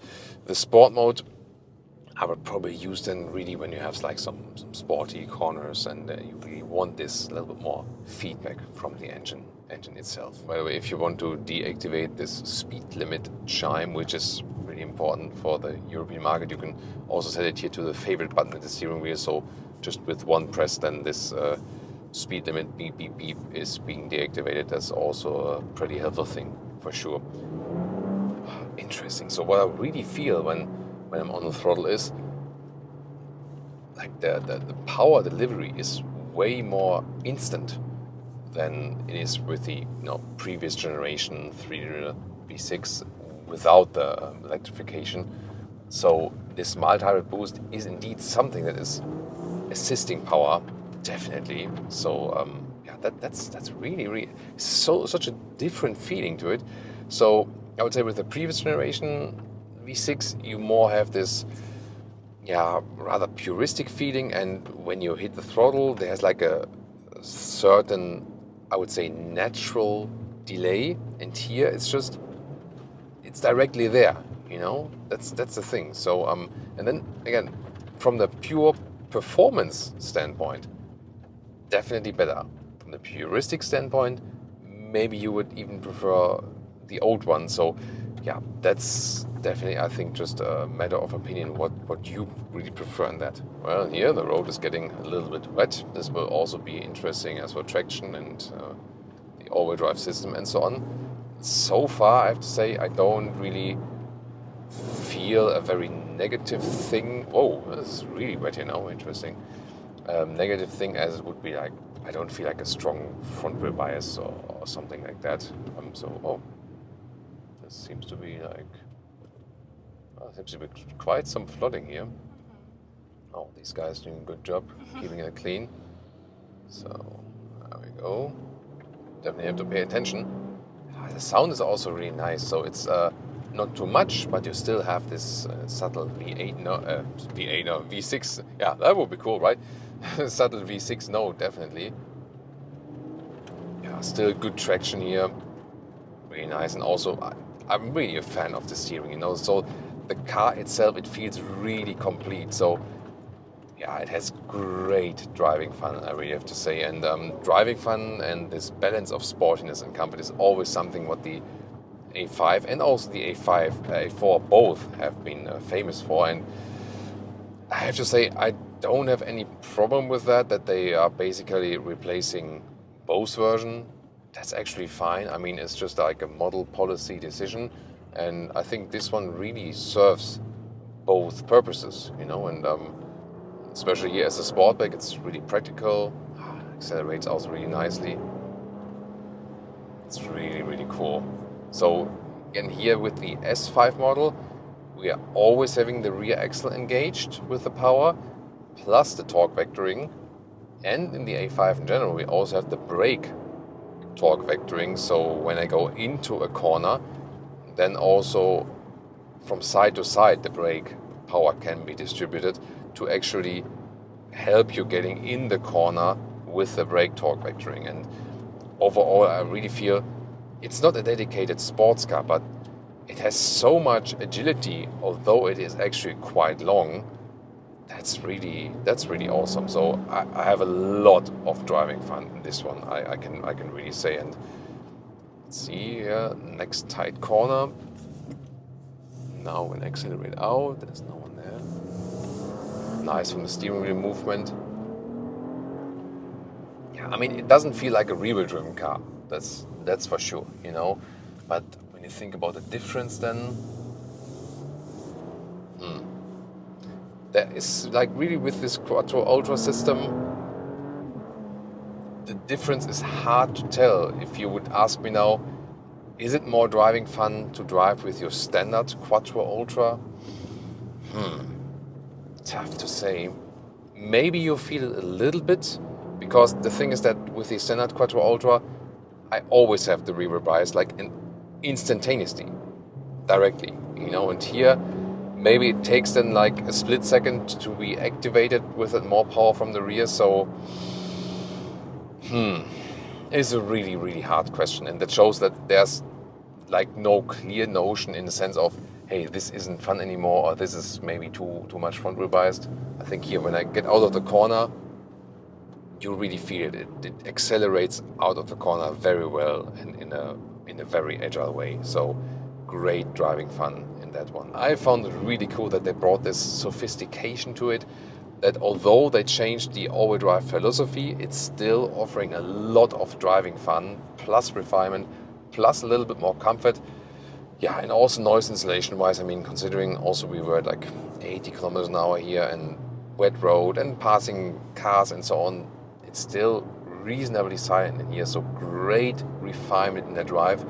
So from all we've seen today, there were a lot of pros and cons, definitely, with this new generation here. But driving wise, it is very convincing. Pricing, here the German prices in Europe are already out and starts around 45,000 euros. About 2,000 euros extra, a little bit less for the Avant than for the Estate. If you go for an S5, you're already at around 80,000 euros. And then if you spec some extras, you can get another 10K on top of that. So maybe something 90,000 euros. And that's of course super expensive in the list price. But of course with Audi it's more important as for the leasing rates and what they will offer in that respect there. And yeah, from the experience I made with my personal A5, I would also rather tend on going for a lease at this moment. Also, when you think about, wait a minute, what about a normal A5? If you spec that one properly, we also have another normal A5 review. That one can be easily spec'd to 80,000 euros. Without having the V6 under the hood. So yes, it's a very expensive vehicle, but the S model is not that expensive in comparison to the normal A5 model. That's a crucial point as well. So can they convince me now to purchase this new generation? First of all, driving wise, it's fantastic. Great compromise of sportiness and comfort at the same time. And especially here in the S configuration, it works very well. Maybe you could still stick with the 19-inch wheels to get a little bit more comfort. That could be one improvement as for that, but it's so much fun to drive, although the wheelbase has been made longer here. So it feels way more agile even than it looks. It feels smaller than it is. And yes, this technology upgrade with the Quattro Ultra and the multi-hybrid system makes the car less puristic, less traditional, more in a tech direction. You can argue pro and con about this, definitely, but it still feels really agile, great in performance and so much driving fun. Then this fastback opening here for the sedan version is really cool, very practical. You can drive like a very beautiful shape on the exterior. You do not have to go for the Avant, for the Estate. At the same time, you have a lot of space there. However, crucial thing is, if rear legroom is important to you, there's hardly anyone in this vehicle here. And that is a big fail actually, so probably the biggest one of this vehicle. There just needs to be more legroom. However, if you go for the standard seats, there should be at least a little bit more than if you go here with the Sport Seats Plus. And yeah, in a car in 2025, there needs to be an animal-free version. The BMW 3 Series and 4 Series are animal-free now from standard with high-quality materials that even exceed the quality and the longevity of the animal source. So it is possible. Audi just is not ready yet to be consistent also in that approach, because they have great people at Audi, but they still have too many people who think too conservative and don't really pay attention to what's coming. And that's also the thing. I mean, also at this price, yeah, a Tesla Model 3 is half the price and offers more standard equipment and kind of the same performance. That's a big problem, definitely. Intentionally compared now like to an electric vehicle, not because it's an electric vehicle, but rather because it's a Tesla Model 3 and about the price-performance ratio, you know what I mean? So yes, pricing-wise, the question is, can you still sell at these high prices? Rather, it will be about the leasing rates. You know that I love my S5 personally, and so I was really anxious to test it here today. But I also had bad experience with how you're being treated at the dealer and the warranty and so on, and the longevity of the parts and so on. So I would be skeptical to buy and hold and would rather go for a lease. So overall, it ticks a lot of boxes, and yeah, among all cars, so much fun on this exterior dimension. So again, I can just stress again that the driving is absolutely fantastic. For me, however, it does not tick all the boxes. So no, they could not convince me yet to purchase one right away. Maybe when it gets a little bit more upgrades or like exactly what I am missing with that vehicle, then maybe. And of course, yeah, the convertible and the coupe, they are gone. So it will be this and the Avant, these two versions for, think about this, A4 sedan, A4 Avant, A5 Sportback, A5 Cabriolet, A5 Coupe. So 5 vehicles become 2. And I mean, in a way it makes sense. You will, however, also lose some customers who bought the individual versions before. But definitely here the sedan or Sportback version, if we can still call it Sportback, works very well. The big German premium sedan test. Audi A4 versus BMW 3 Series versus Mercedes C-Class. Who will be the winner, or who is a specialist in which segment or in which discipline? We'll find out here with Thomas and Autogefühl for you in 4K, full screen, full length. Let's go. And the A4 would be somewhat the oldest model here in the test. Facelifted, meanwhile, has here this Quattro citation here in the top. The typical Audi single frame grille, here also blacked out. You can go for this option, but you don't have to. And a very interesting district green color for today. Whereas we have the Melbourne red with the BMW 3 Series. So it's an Audi A4 45 TSI versus a 330i. We have all comparable engine versions and all with all-wheel drive today. Here with the M Sport Pack, and then you can also opt for an extended channel line that you also get the kidney in all the way in the black style. But again, you don't have to go for this one. With the Mercedes C-Class, you can also take a look how the AMG line looks like. Then you have this micro star pattern actually in the front.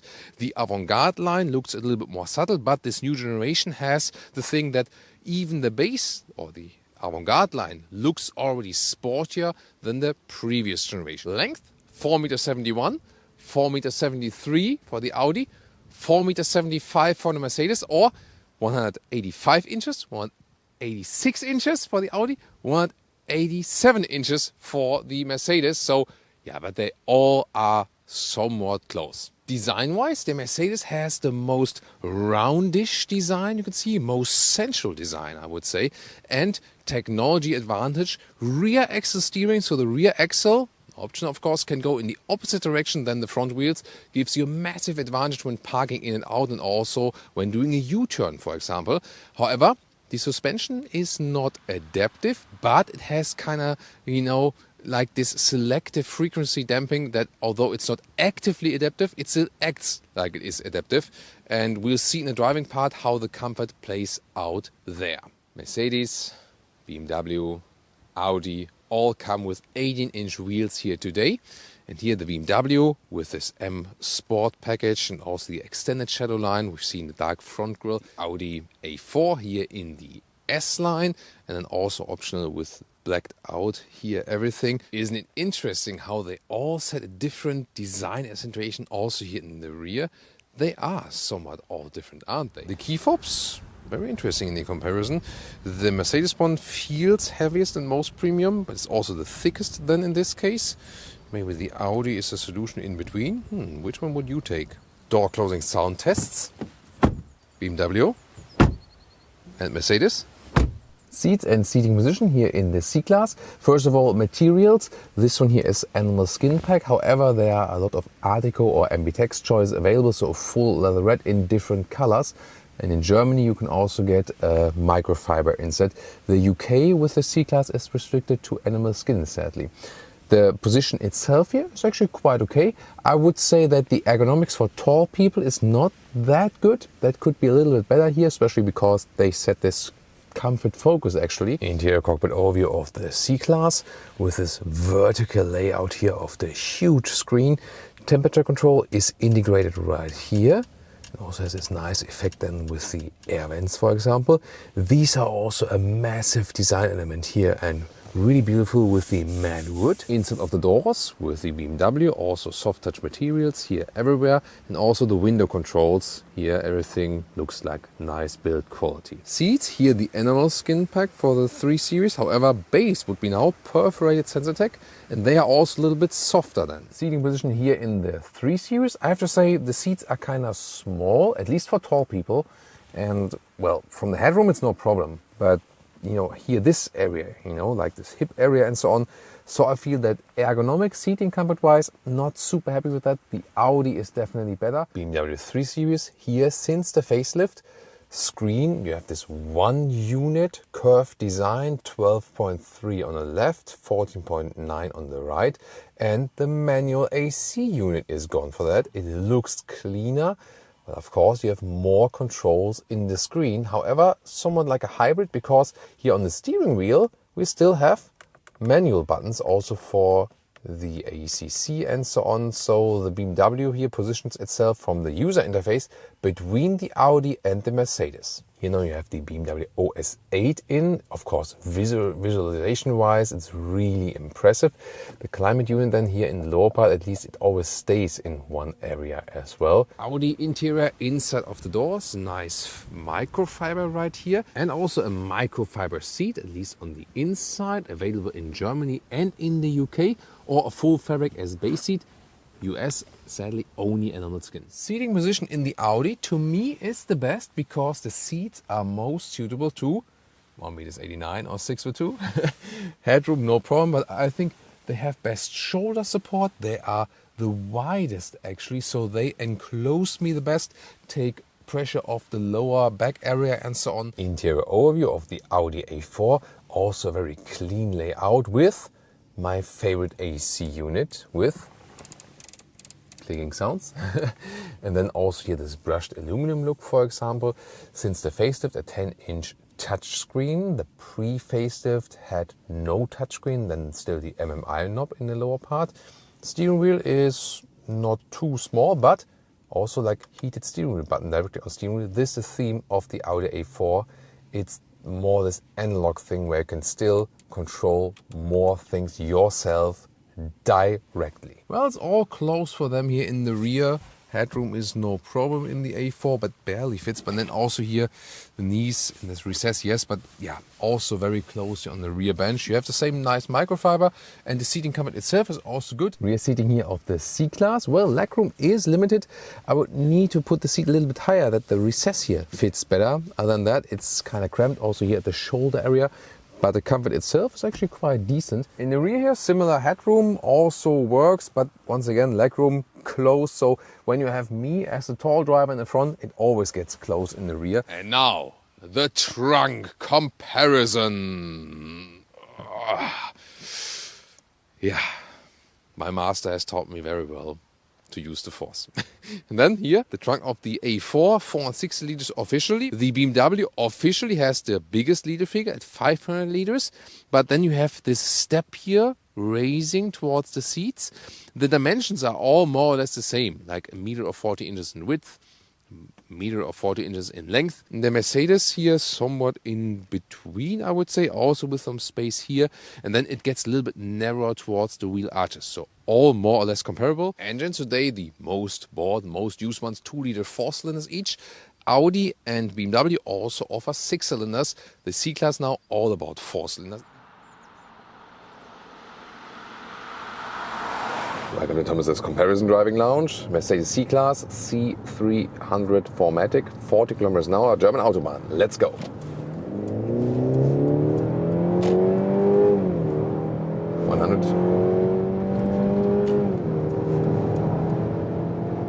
$50.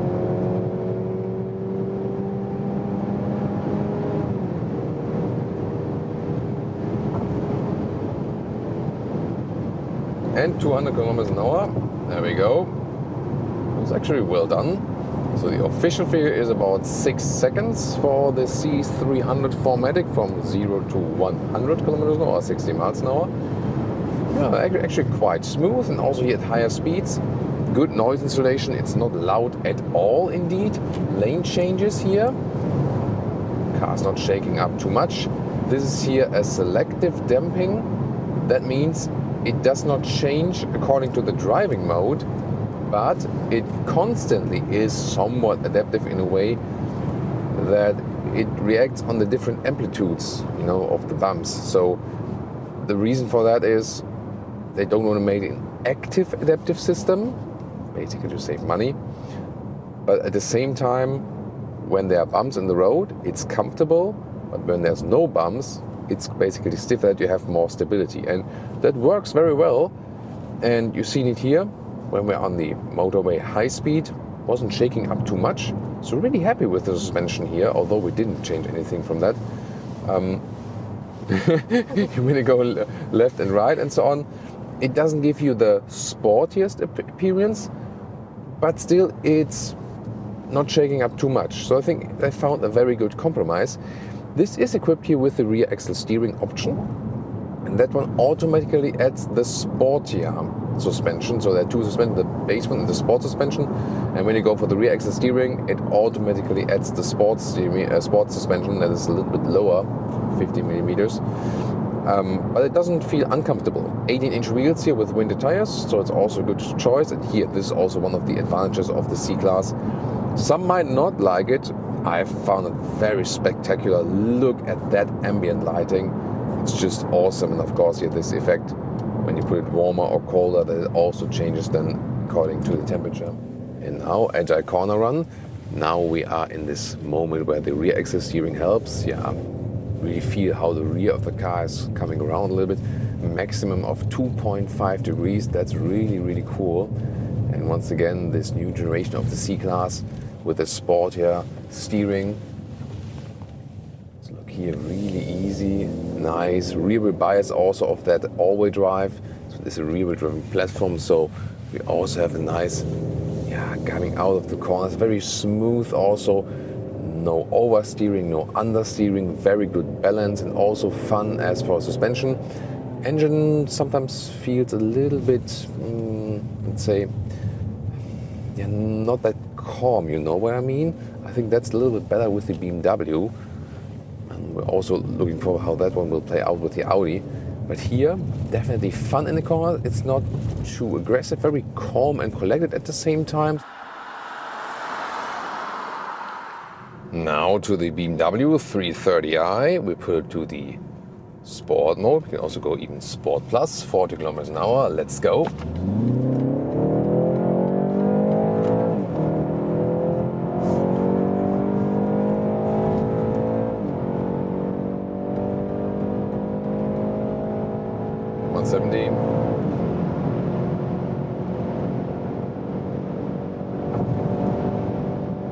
Kilometers an hour. Really nicely done in the acceleration as well. Now here lane change at higher speed. I don't have the best control over the steering, I have to say, and also pretty loud in here. So I feel that this one here is louder than the two others at higher speeds. And suspension is doing a great job. It's actually the stiffest one in the test, I feel. Yeah, you feel it, especially when you're going over these bumps in a very fast way. So the BMW, to me, already right now, seems to be the sportiest proposition in this test indeed. So, suspension laid out on the stiffest tone, the sportiest engine sound, especially with the sound amplification here in the sport mode. At the same time, the engine feels kind of most refined. That's interesting, although the Audi is a little bit quicker. However, the steering here, I have been criticizing that sometimes already with the 3 Series, it feels a little bit vague. Here in the sport mode is better actually, but especially when you are in the normal comfort mode, for example, then it's just really loose, especially in this area. Here to the side it gets better, but it feels kind of artificial. And I think the 3 Series, told it last time as well, 3 Series should be the benchmark for a natural steering with BMW, but it is the worst in the brand lineup, and I still don't get it. A BMW X5, for example, has a better steering feel than the BMW 3 Series, and that can't be. Yeah, it's not that it would be super bad or something, just I would have very high standards for the 3 Series as for the steering input. And now to the Audi A4. We put it to the dynamic mode. Here 265 horsepower, also puts it to the S shifting mode. And this one's supposed to be the quickest of the three. Let's see, let's let this other car pass, and then we'll start from 40 kilometers an hour and accelerate it out. All right, ready? Let's go.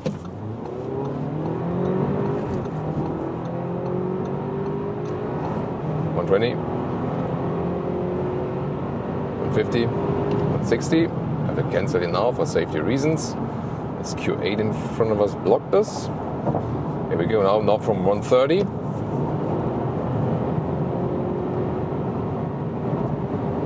160. Really has a good punch still. Wow. And now 200 kilometers an hour, 125 miles an hour, and really stable here also. Great job from that adaptive suspension in the sports mode, giving me more feedback. Wow, this feels really, everything feels like kind of like integrated. You feel very much connected to the vehicle. That was great actually. Wow, super interesting. Yeah, and indeed, it is a little bit quicker. It's not that the, like engine-wise, the best feeling gives you the BMW engine. Maybe also because of the sound they give on the inside or something. The BMW engine feels at least most refined, but definitely here the Audi one is the quickest.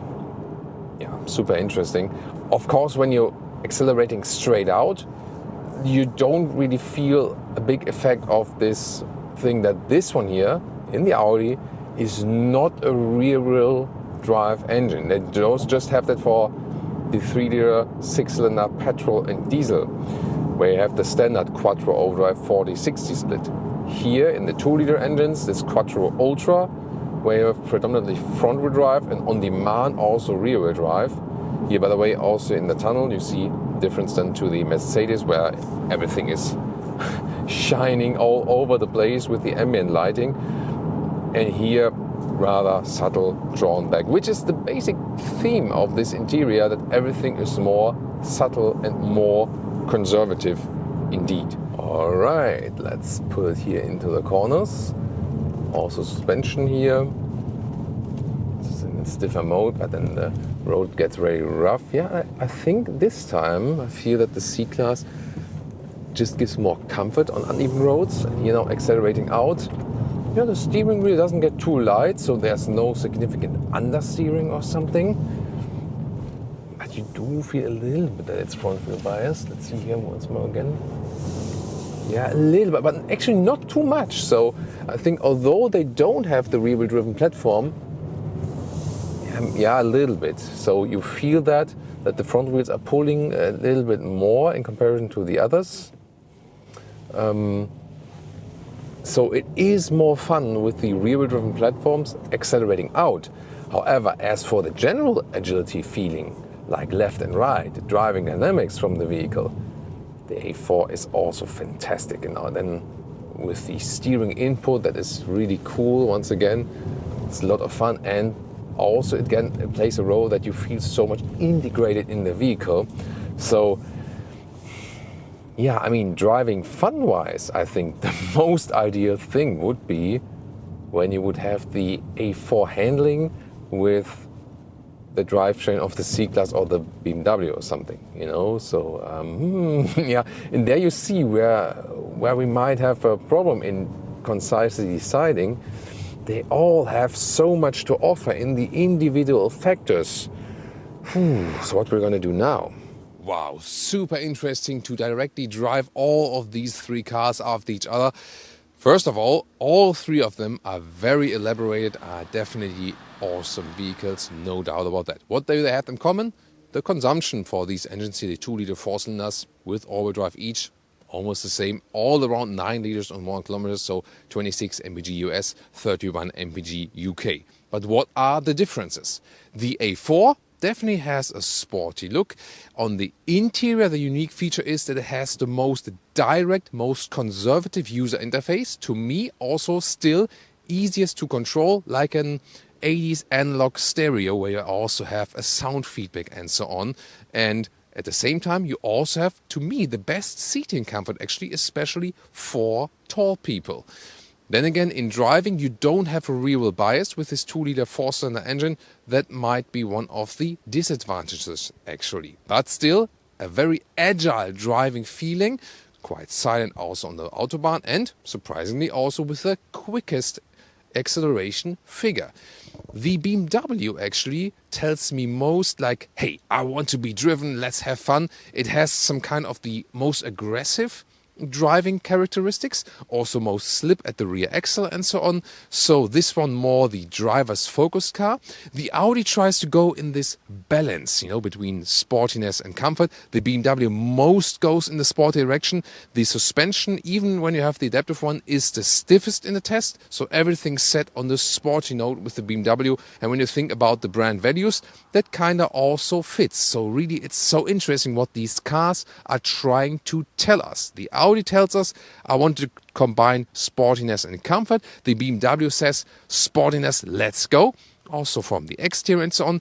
Seating comfort, to me, sadly, the least comfortable from the seat ergonomics. However, they offer nice perforated Sensatec material as for the surface.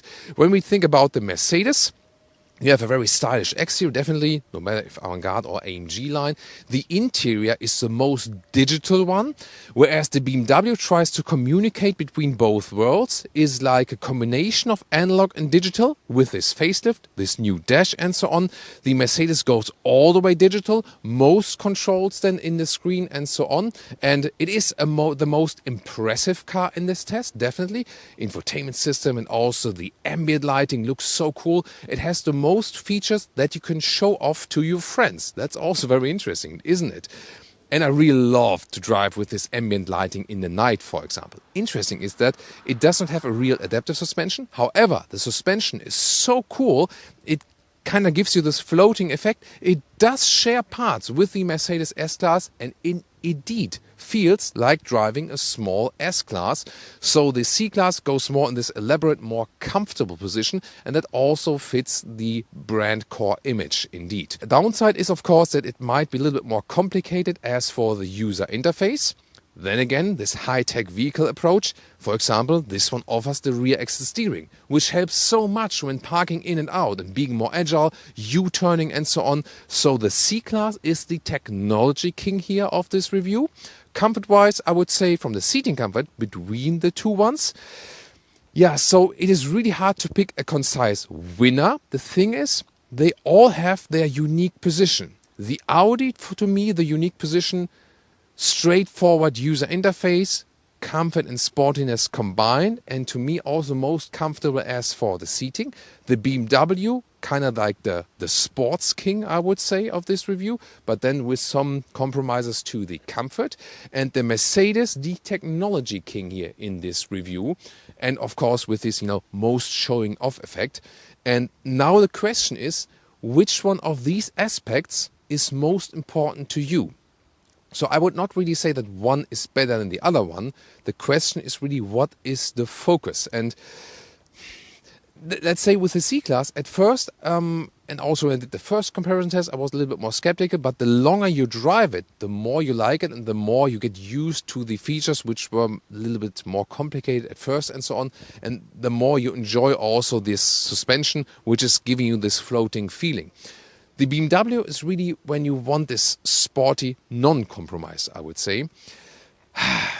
But, I mean, when I have to decide right now, it's really, really tough. So, to me, there's no clear winner. All of them have their special features. To me, the thing is that the seating comfort is extremely important. That's what I really appreciate about the A4. But I was also surprised by the Mercedes. The steering input together with the rear axle steering was also the best in the test done here. So, wait, before you decide, let's talk about pricing as well. So they all, of course, also come kind of close, and it depends on the trims and what extra equipment you put in there. But when we take these concise test vehicles here for today, interesting thing is 70,000 euros, 80,000 euros, 70,000 euros. Usually the Mercedes are most expensive, but although they have like rear access steering inside and so on, the BMW has somewhat most equipment from the extra price list and is indeed way more expensive. So again, it depends on the options list, but as they stand here right now, would you have guessed that this one is the most expensive one?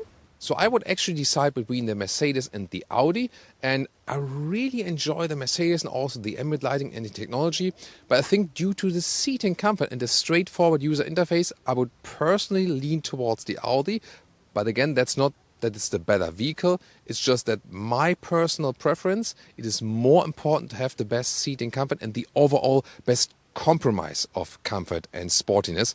But the more I have been driving the C-Class, it also gave me, hey, maybe I should then go for the C-Class. So really complicated. This is my very, very close call for today.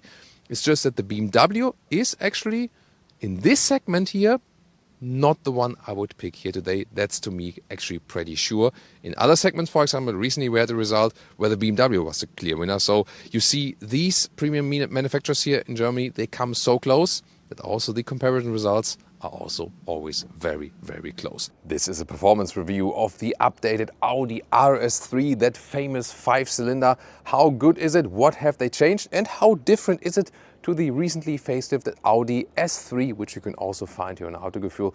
We're going to tell you all about it with Thomas and Autogefühl in 4K, full screen, full length. Let's go here with the new front mask that now leads over a little bit more to the headlamps. More black, high ghost black here, also wider here in these gaps inside the grille. The Audi rings, they are always dark for the RS3. In the S3 you could also still get bright rings. And I say it is rather better to go for the bright ones. This looks a little bit more sinister, but when you are in front of the vehicle, look in the back mirror and you look then to this dark mask, and with the dark rings, you can hardly see these dark rings. And yeah, then you see, wait a minute, what brand is it? And I think when they are bright, it more looks directly, okay, that's an Audi, you know what I mean? Then also updated lamps here. You can get normal LED or here the matrix LED, and you can also set individual signatures. Here this is like the checkered flag signature, and I think that's of course fitting to that very vehicle. We have a strong red color and we have the optional carbon fiber package. There, for example, we have these carbon fiber accentuations here at the side. The length 4.53 meters or 178 inches here for the sedan. It's also available as the hatch with 4.38 meters or 172 inches. And in Germany, for example, the hatch is really popular with the A3, the so-called Kurzheck, we would say, but some Germans nowadays say hatch to that one here. You have a more practical trunk opening, but yet again here the sedan has a more fluent form. To me, I like the sedan styling more, but it's a matter of preference. And of course this one here, it doesn't have the better access to the trunk, but the trunk itself is longer. So it's definitely pro and con. And from the weight distribution, the sedan is actually a little bit better because you have some more weight at the rear, and this is actually good for balancing things out. But yeah, will just play a role on the racetrack maybe. 19-inch wheels are standard, different designs here. This like this matte-ish black design here, for example. Massive brake calipers here, of course, performance brakes, and they have worked on the setup.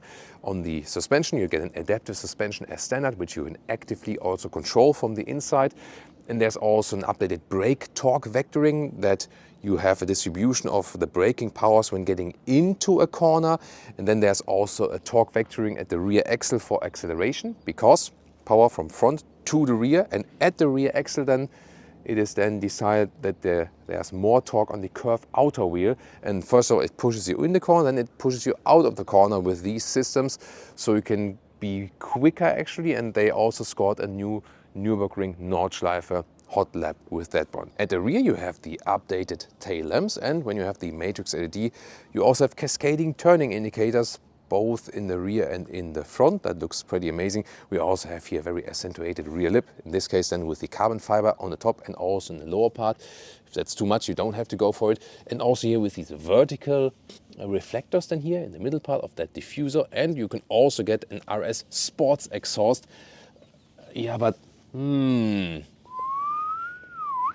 Autogefühl fake exhaust police is there for you, because the outside is the exhaust tip, then the rear exhaust is on the inside.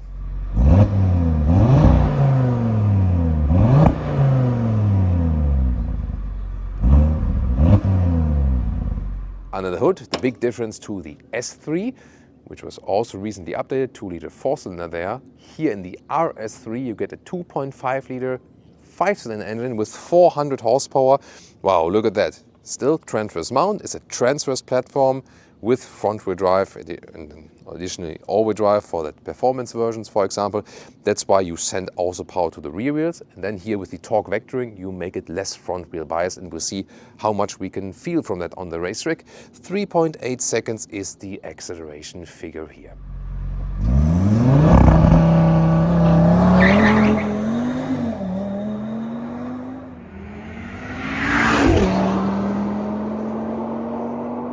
Key fob, really nice. And here we have the bright Audi rings, the Lord of the Rings, and the RS for racing Sauron. And then here the door closing sound, actually quite solid. Yeah, like that. You got that, it was a joke, right? The Audi guys will probably call me for that. Then here, inside of the doors, then, yeah, it's like rather hard, I would say, maybe like a little bit structured. Then here we have the nice microfiber, and it's also perforated because the ambient lighting will shine from the background of that. I like this door handle here. You use 2 fingers and then you open it like this from the inside. It looks funny, yes, definitely, but I think it's a cool ergonomic solution, actually. Then also nice window levers here with clicking sounds, 2 levels, 2 steps, and then here. You hear it right now. Yeah. That's the problem, what I always say, when there's no felt covering from the inside, then it sounds like this while driving also. That's the thing. Then RS3 entry badge, that looks cool, and we have a new steering wheel. You have everything dark here at this moment, but when you actually activate the ignition, there we go, then you have the back lit buttons right here, and you have 2 settings for the RS mode, like an RS button and here a left side performance button, right side RS button, and you can individualize them, what they actually mean for you to be able to switch to a very sporty driving mode directly then on the steering wheel. That's cool. There's also a microfiber steering wheel available that I would actually recommend. Then as for the seats, on the European market you can get the microfiber here, which is pretty cool for the inside. This is here the bucket seat, and that's an option for the European market, and it's not available for the Northern American market. And actually, that's an advantage for our guys in the US and Canada, because this seat here, it looks amazing. No doubt about that, but it's really uncomfortable. And I think there are several reasons for that. It's really short. It's super narrow here in this area. I'm I mean, I'm quite tall, but I'm not the biggest guy. And if you think then if someone is a little bit bigger, maybe even, you don't really fit in the seat. And also, like the inclination, it is super high in the front, like from the angle. And that kind of like puts my spine, you know, like a scissor together, and it's super uncomfortable. So I cannot recommend this seat here at all. There is the base sport seat available. We can also use an overlay here. In the EU, again, available with a microfiber. I would go for that one. Sadly, once again, on the US market, they only offer animal skin. And that is Audi, from all the brands, together with Rolls-Royce, is the brand that's lacking most behind this development to make car interiors more animal friendly. And then here, with 189, 6'2", still have enough headroom left. And yeah, besides that seating position, a little bit weird, but it's better in the normal sport seats, I can tell you. Then here, steering wheel up and down, in and out. And you might have seen one of the most crucial points next to the Audi rings on the outside. Is, by the way, for a German, sometimes a little bit critical to differentiate between wings and rings with R. So sorry about that. I do my best. Here, you can see the rings are really 2-dimensional on the steering wheel. Yeah, and definitely when they are 3-dimensional, you can feel them like in the previous generations. It just looks more classy. Cockpit overview, cleaned up, horizontal stress, nice sounds here also when I control the air vents, for example. Then we have the microfiber dash here. Although I have to say, from the microfiber quality, it could be a little bit better. Because it looks already a little bit older. I think they should apply a thicker microfiber surface to that one here at that price range. Then here sliding down with this one, nicely dampened. And the screen, we hardly see that nowadays anymore. The screen here is integrated. It doesn't pop up like a huge thing on the top there. Still a nice integration. And also one of my favorite things, this is still a manual climate unit here with clicking sounds for fan speed and for the temperature. Also when you activate seat heating. Beautiful. I could do this all day actually. Now Leah again thinks like he's completely out of his mind. Yeah, but that's what I do. So yeah, it's just awesome. The feedback on the sound and also on the haptic side you get when pressing this seat heating. And this is what premium cars are about.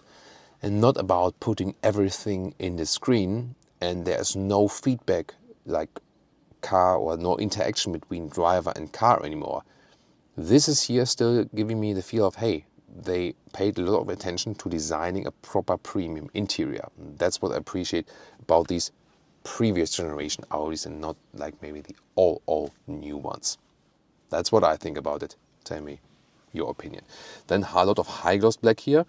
There I would wish for an alternative to just have less high gloss black. This is interesting, by the way. This is like a volume control, which is a capacitive, and this is like less, and the other way around is more. So do you want to do that while driving? I doubt so. Dual clutch transmission.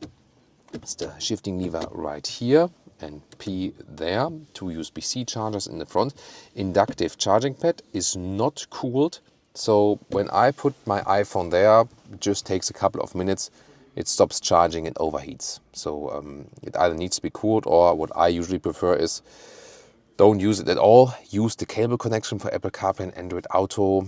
Don't trust on the wireless one, and just put it like with the screen on the inductive charger, so it doesn't do the inductive charging and it's just everything doing with the inductive one.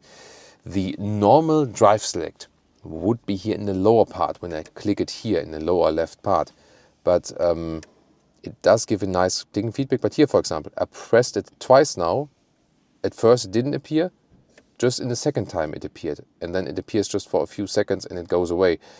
And I don't really understand that. Not the best solution. However, here in the RS3, there, of course, it's so to speak no problem, because I have the buttons here at the steering wheel where I can directly hop to a sporty RS mode. Then we have adaptive cup holders here. They are good quality, so that's a nice build quality indeed. Microfiber cover of this armrest. Slide it up, you can also do it forward, and some space underneath. That's really nice. So the overall build quality of this cabin is very, very good indeed. That's why I love it. Driver POV, once again, the two-dimensional Audi rings. Okay, not my favorite, as I said. Here then the cool buttons once again, here for the performance mode or for the RS mode. And you can individualize them here on the infotainment system, what you want to have then as the individual features for each mode. And the performance mode doesn't have so many settings. The RS individual mode has some more settings to set then, for example. Then the clicking feedback is actually quite nice on the steering wheel. However, also with illumination, but it is one capacitive, #capacitive BS field. So one button field and then capacitive recognition of what you're actually pressing. The instruments are actually pretty nice, clear to read. I like these views, for example, here. You also have the map here of the racetrack at the moment. And this with the large RPM meter view. I assume going to show you different settings for that as well. And then we also have a head-up display here. Don't look at the fire extinguisher. I'm showing the head-up display. Yeah. It's always smaller on camera than it actually is. So here on the right side in the infotainment system, I do prefer this main infotainment view, basically these classic menus.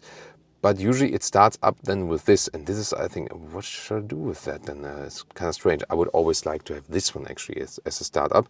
And here, for example, if you then go to the settings and then display and brightness and here Audi virtual cockpit, then you can, and this is here for the facelift, like this rev counter view, which I'll just show to you, but you can also go to runway. This is then maybe more racing alike. Now Leah is helping us with the performance view. There we go. Or the classic sport view if you rather prefer it like that. I like that one too, actually. So I would probably use this one, or then again this new ref counter view. Which one would you prefer? I think the performance one. The performance one? Yeah. This one? Yeah. So this then It's different than the other. Leah's choice for today. Rear seats. Here, first of all, hard pack material on the top part. You still have the nice door handles here that are kind of like, you know, coming from above. So this is actually quite nice. Also very dramatic, dynamic design here. And also hard pack here in the lower part, everything. So at that price, I feel that should be a little bit more premium, shouldn't it? At least we have some microfiber right here. And then the rear seats, we have ISOFIX for the racing kits in the rear. You slide these on top and then you can also put them back again. We also have the nice microfiber pattern here on the seats. And I really have to say, it's more comfortable in the rear seats than in the front, at least when you consider these bucket seats here. Then headroom here with the sedan does exactly fit with 189 602, but nothing more. You can put down this here then for cup holders. Good quality. They are also adaptive for the rear. That's really nicely done. Yeah, but the legroom is of course the problem here in this compact segment. And this like the heart, I mean, it looks great here with the carbon fiber with these bucket seats, but it will be a little bit more flexible with the normal sport seats because they don't have this really hard background. You see, it does not really fit for my legs here. I have to spread the legs a little bit here that it fits somehow. 2 USB-C chargers here in the lower part than here. There's the middle tunnel. And can I also sit in the middle part here? A little bit harder, and yeah, definitely not recommend that. And here, as a comparison, the normal sport seats in the rear, then you have this recess here, so that fits better with the knees then. Still not much legroom, and also when you put the knees here to the side, then at least it's soft here, but it doesn't change the real length, but it's just better how you can put your knees like inside or then here on the outside. And the headroom with the hatch, by the way, here is actually a little bit better than with the sedan, but yeah, comparable, but it continues a little bit further to the rear. Trunk or boot, let's check it out here with the sedan. Typical sedan opening, closed off trunk. Then here the cabin trolley also fits in a vertical way. And here we have like a meter or 40 inches in width, also deeper. And then this is longer than with the hatch here. The trunk is also about a meter or 40 inches in length. And then here 44 centimeters or about 17 inches in height.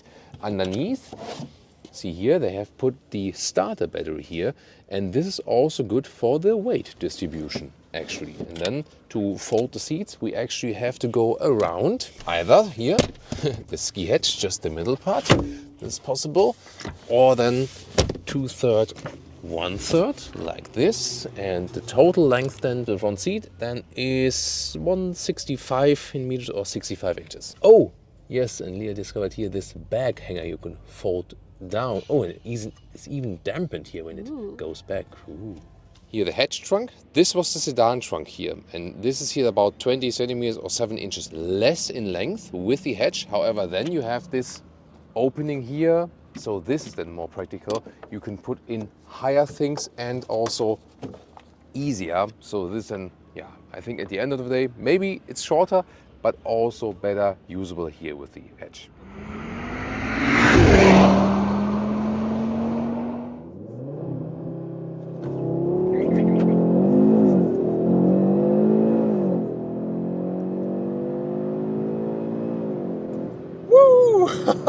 Welcome everyone. This is the Audi RS3 in the facelift. Woo. And we're in the performance mode, also with the ESC Sport. And this was your launch control here for today. Wow, great in the performance indeed. There we go. So this one does go very well. That 5-cylinder engine. This is of course then really different to an S3. You just have so much more performance then. Really nicely on the gas. Have a very precise steering feel. We also have here in this very race car then the Alcantara or the Dynamica. Not sure what it is actually more, but the microfiber steering wheel. Here also hard again on the gas, and it feels actually, let's say, a little bit loose, especially here in the ESC Sport mode, so you can play with the car a little bit. Here once again 150 kilometers an hour. They built here a small chicane in there, but this vehicle is very light and agile. So there's also difference to, let's say, bigger sports cars, or also when we have an SUV on the racetrack or something like that. This one here is really balanced in the handling, I would say. That's what I really like. And also, there we go, how you can smoothly get out of the corner again. That's pretty cool. So here, look at the steering angle movement I do, and then also how I get out of the corners again in the corners.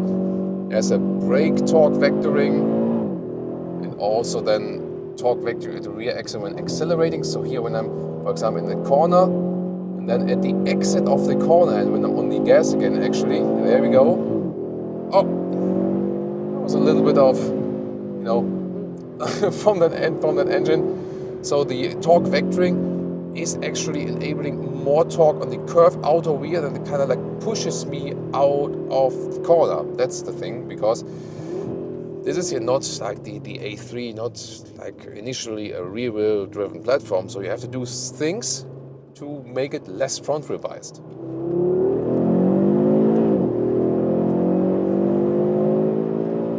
It's more hard on the gas and also hard on the brakes. Good braking performance, good feeling for the vehicle as well. Yeah, I really love this balanced and smooth handling, and that the car is really feeling light. So, I mean, we do test a lot of vehicles also on the racetrack, and my problem is that more and more vehicles are getting heavier and heavier and heavier due to all the technology they put inside, and that's why I really appreciate when a car is still not that heavy, you know what I mean? There we go. Of course, here in this performance mode I have activated, I always have a lower gear selected, so there we go.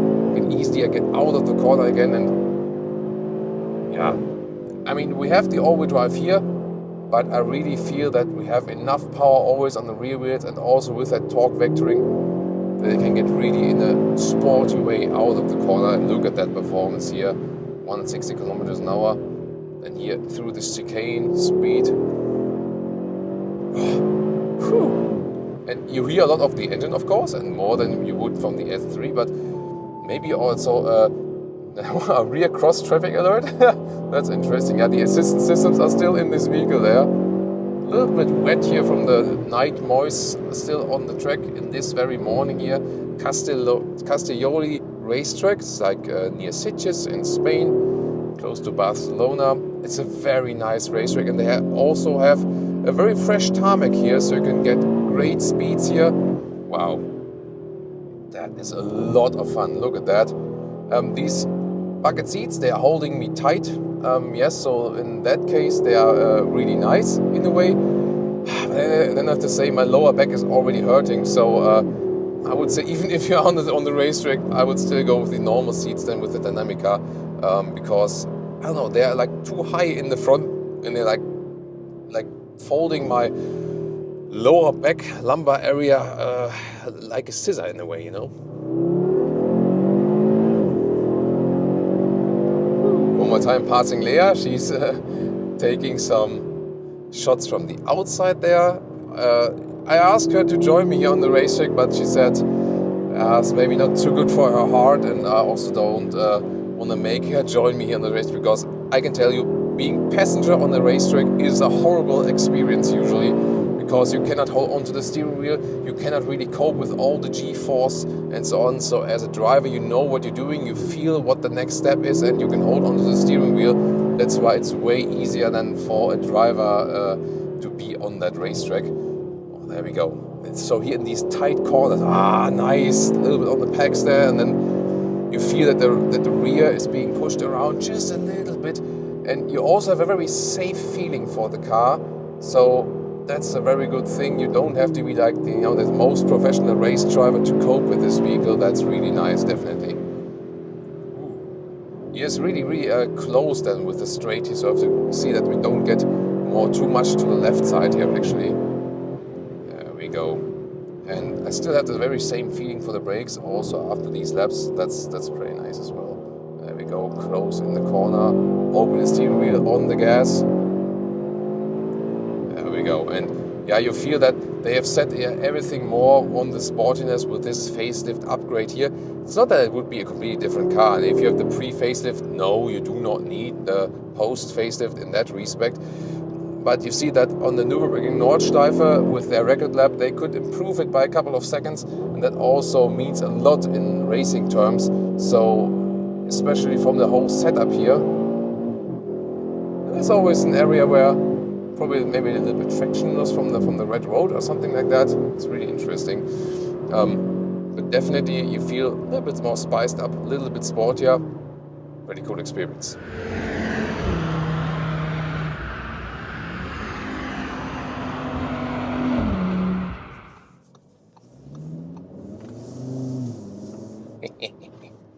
What about some normal driving life? Well, you can also spice that one up. It's of course the main purpose of this vehicle, not really on the racetrack, although as you've seen it does it very well there on the racetrack.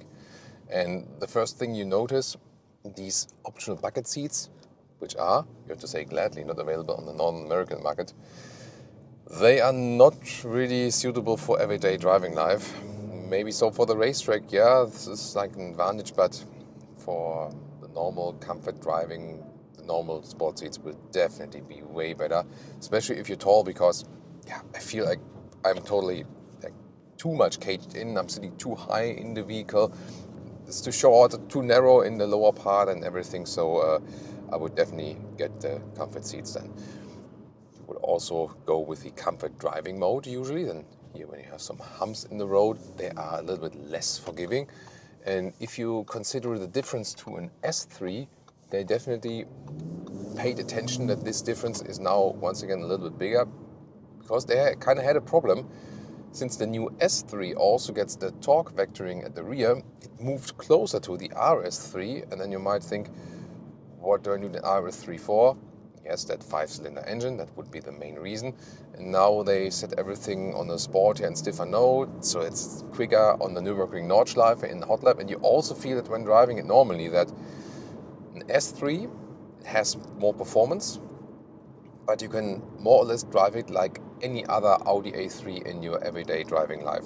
Here the RS3, you start driving and you immediately feel that this is a sports car, and it is a difference, you know. So the S3, I would say you can drive without any, any bad compromise or something. So you do not lose comfort.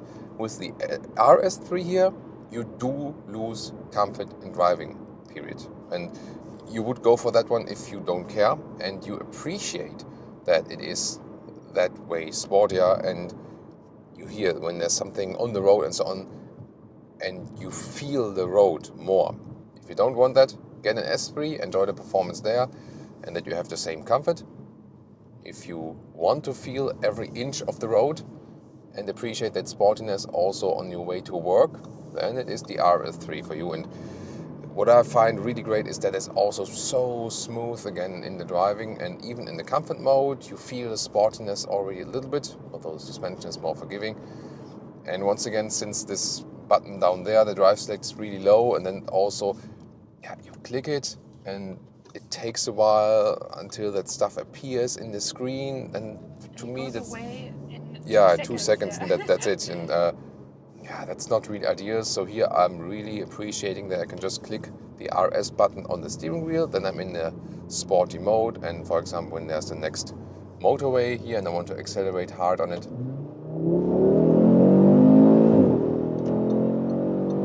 that's it. Woo! And that is a lot of fun. And one more click there if you want to have some more comfort. Then again. Oh wow, it's so loud. That's fine. Crazy. That is also definitely a difference then to an S3. You have, of course, even more sound performance there.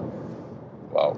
At the same time, you can go back to the comfort mode, and then here when the road is fine, it's also actually quite nice here on the motorway, and you can enjoy all of the normal modern features, like also a cruise control. It's added here with the separate column. Interestingly, this very vehicle is not spec'd with active lane keeping assist, so here it reacts pretty late because it's just a lane departure warning. But sometimes the active lane keeping assists are also a little bit annoying, and then maybe you even don't want that.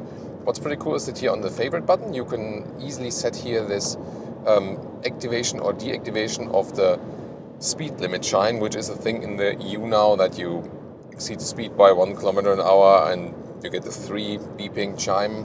And you can easily deactivate it here also with setting it on the steering wheel. At least you do get some clicking feedback here when you click something on the steering wheel, so that's actually nice.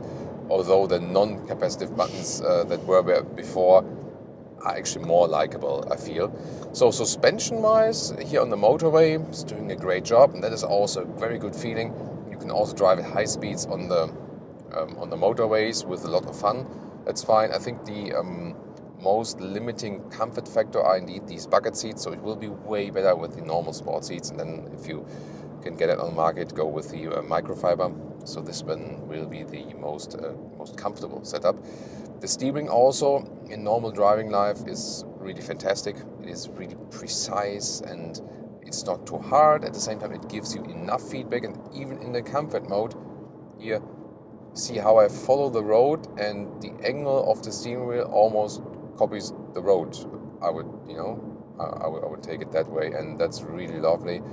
So that's also something that what I felt earlier on the racetrack, that all the transitions between the corners, getting in the corner, getting out of the corner, is so extremely smooth, and I really love that. And at the same time, of course, even if you're on the comfort mode, you can at any time hammer the throttle and you have the performance.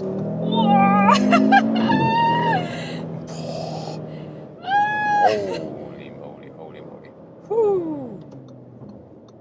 Yeah, it comes and all here is like, oh my god, the heartbeat like spiked through the roof. And the interesting thing is really that you don't expect that when this vehicle is in comfort mode, so it's kind of calm and everything, and then bang, hammer it in. And let's see, there is the tunnel. We can also shift down ourselves, of course.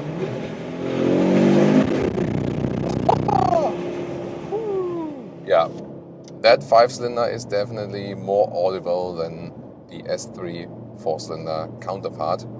Here in the tunnel, by the way, Nice. some ambient lighting in the lower area and also at the inside of the doors, for example.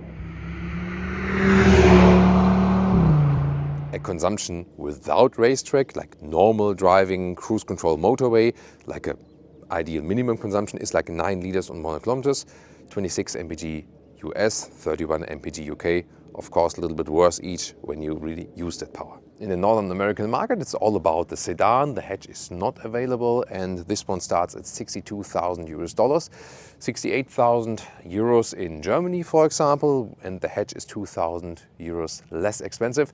However, that's like the base thing. Of course, this one here is equipped with more extras, so you can easily add 10,000 euros or dollars for extras, for example. So definitely not a cheap one, but I mean, you can also get these 2-liter 4-cylinders in the S3 or a Golf R or something to really ridiculous prices. So then you might say, hey, instead of full specking the one below, I already get the 5-cylinder. That might be an idea you might want to have also. Yeah, what do you think about it? Tell me about your experience. How do you perceive the difference from the video RS3 to the S3? The most important thing for me with this new vehicle here, that I could match the beautiful Ascari blue with my polo shirt and my shoes even. That's one of my hobbies. And now the most important things for you. All the details about the Audi S3 facelift with Thomas and Autogefühl in 4K, full screen, full length. Let's go here with the front. Completely new front styling here in the grille. And also these lying Ls here, today in the bright styling. You could also get a black pack for the S3, but I feel it is more beautiful that way. Here, new Audi rings, more two-dimensional styling, and also in this bright white design.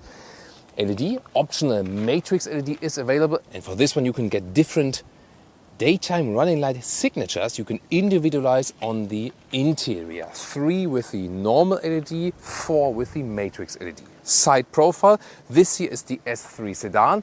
Both are available, hatchback and the sedan. The sedan here at 177 inches or 4 meters and 50. The hatchback would be 4 meters 35 or 171 inches.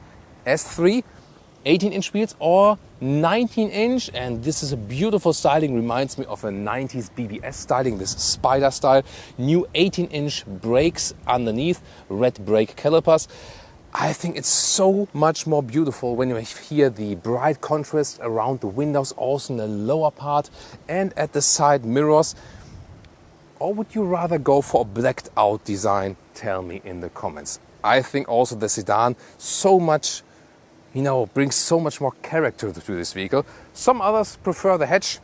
Design-wise, I definitely prefer the sedan. What do you think? And suspension-wise, you either get a fixed sport suspension, 50 millimeters lower than the base model, or the DCC. That's the adaptive suspension you get here with the S3 as well.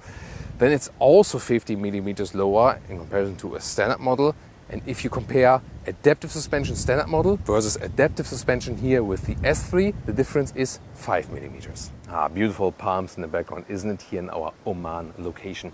Look at that here in the rear, optional sports exhaust by Akrapovic titanium. Then you have these 4 pipes here. That looks really cool, and soon we'll also take a sound sample for you.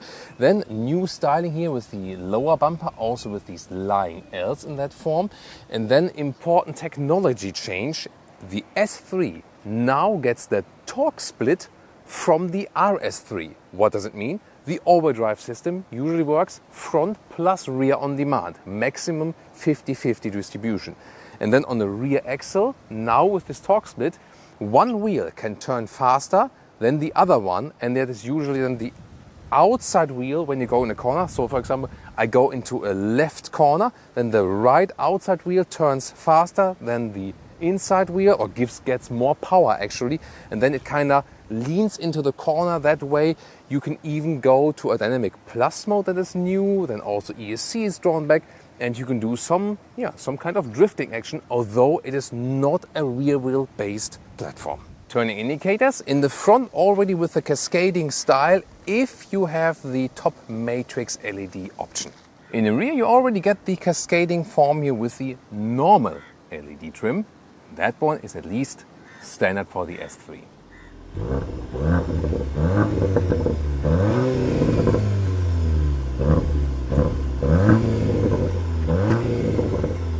2-liter 4-cylinder under the hood, now at 333 horsepower. That's 23 horsepower more than the pre-facelift. 420 Newton meters of torque, and the acceleration figure now is at 4.7 seconds. Before it was 4.8 seconds. Oh, here's also nice S or red signalizing the 4 cylinders. And yeah, still the gas struts, good to have them definitely. Key fob here with the touchable Audi logo, I think it's good. And also here with the S badge. By the way, the model naming is now always here at the B pillar. Says S3 TFSI Quattro for the all-wheel drive. Yeah, a lot of desert sand here getting collected. Then door closing sound.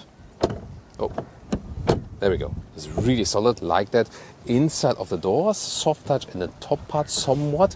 And then here also the nice door handle, which you actually control like this from the lower part. This then here microfiber inside, also with this, with these micro holes there. So pretty cool styling. Just the lower part is hardback. Also, there's no covering on the inside. Sonos sound system you can get there now. Then the S entry badge here for the S3, as well as the S steering. Then you have perforations at the side with contrast stitching, and you have new microfiber inserts here and also on the right side of the dashboard. My absolute favorite are the sport seats. In this case then also with microfiber inside, leatherette on the outside, so the seats are completely animal free. They look cool also here with the stamped in S logo, and at the same time they not only look cool, they give you side support, but they also are good long term. So this is still compact size here, compact sedan, but you have a comfort like a level above, and that's what I really fancy. And here steering wheel up and down, in and out, manual control with a good size here. Still clicking sounds from these buttons, manual buttons, that's what I love. Also upgraded shifting levers here now. They were there before, but now they have, this shiny top, so they look a little bit more upmarket. Headroom here without the panoramic roof with the 189 or 6'2". yeah, still some left. There's always like, what is this? Like, walk, walk. And Leah can show us now how far back the passenger seat goes. It's also very important when you have long legs, of course, as a passenger, that it goes far backwards. And thank you so much, Leah, for your filming today. Desert-like temperatures, and it's really, really hot. So thanks also for her effort. Please also thank her in the comments. Interior cockpit overview, here with these very prominent air vents. Then soft touch here at the dashboard, new Dynamica microfiber inserts here, 10-inch infotainment system. I love clicking sounds for the real manual climate unit, good to have that still. And instruments here, 12.3-inch all digital. Shifting pedals are very well to use. Yeah, and I really like the setup that you have not too large a steering wheel and so on, real touchable audio rings on the steering wheel. This is rather a classic setup for the cockpit, but that's why I really appreciate it. Now 2 USB-C chargers here in the front. Shifting lever is more integrated, even flatter than here. 7-speed dual clutch transmission. Adaptive cup holders, also quite solid. The middle armrest here, so it automatically slides forward when you put some pressure on it. I think it needs to be fixed a little bit more. Maybe it is in the US version. And then, however, it's well attached to the sides and some more space underneath. Infotainment system here with this classic view, so I think it's relatively easy to control indeed. Here in the lights and vision, there you can go to exterior lighting, digital signatures, and then you can switch through the different signatures here. 4 when you have the matrix LED, 3 if you would have the standard LED, which are standard for the S3. What else? Then here the drive select, when you pick the drive select, there we go. Not only dynamic mode, but also dynamic plus is now available. Then you're already here. The engine is kind of like preloaded, more exhaust sound. But in general, here with the S3 now, with this facelift, there we go with the drive select. Once again, the RPMs are always a little bit higher than with the predecessor, with the pre-facelift. So they tuned the engine overall in a sportier sense. You can always go also for individual settings, for example, even for the torque splitter. Rear doors also have nice microfiber inserts here. Just the top part here is hard pack. And then the comfort is good, but then again, when a tall person is driving with these voluminous sport seats, the legs don't really fit with another tall person behind it. So there's not much space here in the A3 in the rear. However, headroom in the sedan, I hit the head on the ceiling when I lean backwards. If I relax my spine, it's okay. But if I put my spine up, I do hit the seating with my head. However, the seating materials here in the rear, and also with this stamped in, or this quilted structure, that is beautifully done. Really gives you these small cushions. I love these details. That's why I'm also a car nerd. So styling wise and comfort is good, but the legroom is the main issue. If you want more headroom, by the way, the hatchback would be a little bit better than in the headroom in the rear. As for the trunk here, of course, with the sedan, limited in height. But then you have a better length. But first of all, the width, about 1 meter or 40 inches. And then the length is also almost 1 meter or 40 inches, whereas the hatchback would end here at 80 centimeters or 31 inches. So this is like what you gain in length here in the sedan truck, but then again lose something in height. You can of course also fold the seats, but for that you have to actually go around and do it then from the rear like this. And this is an exclusive new color called Flaming Mint Camouflage. I'm just kidding. This is the camo paint here for the very first vehicle we were allowed to drive. The final one we have already just shown you. But yeah, this is just another example of sometimes we get inquiries like, can I buy it as it stands here right here? Would you like to have this one in this very paint with these wheels here? Tell me in the comments. And this one we're now going to drive. And we can directly take a spin. Let's use the launch control.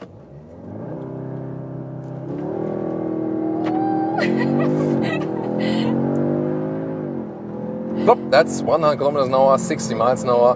Whew, super quick, especially with the launch control, but so controlled. Of course, then so much power is being sent to the rear axle. Maximum is then 50-50 distribution. Here for the launch control, the new torque split, of course, doesn't play a role, but it will now here in these corners.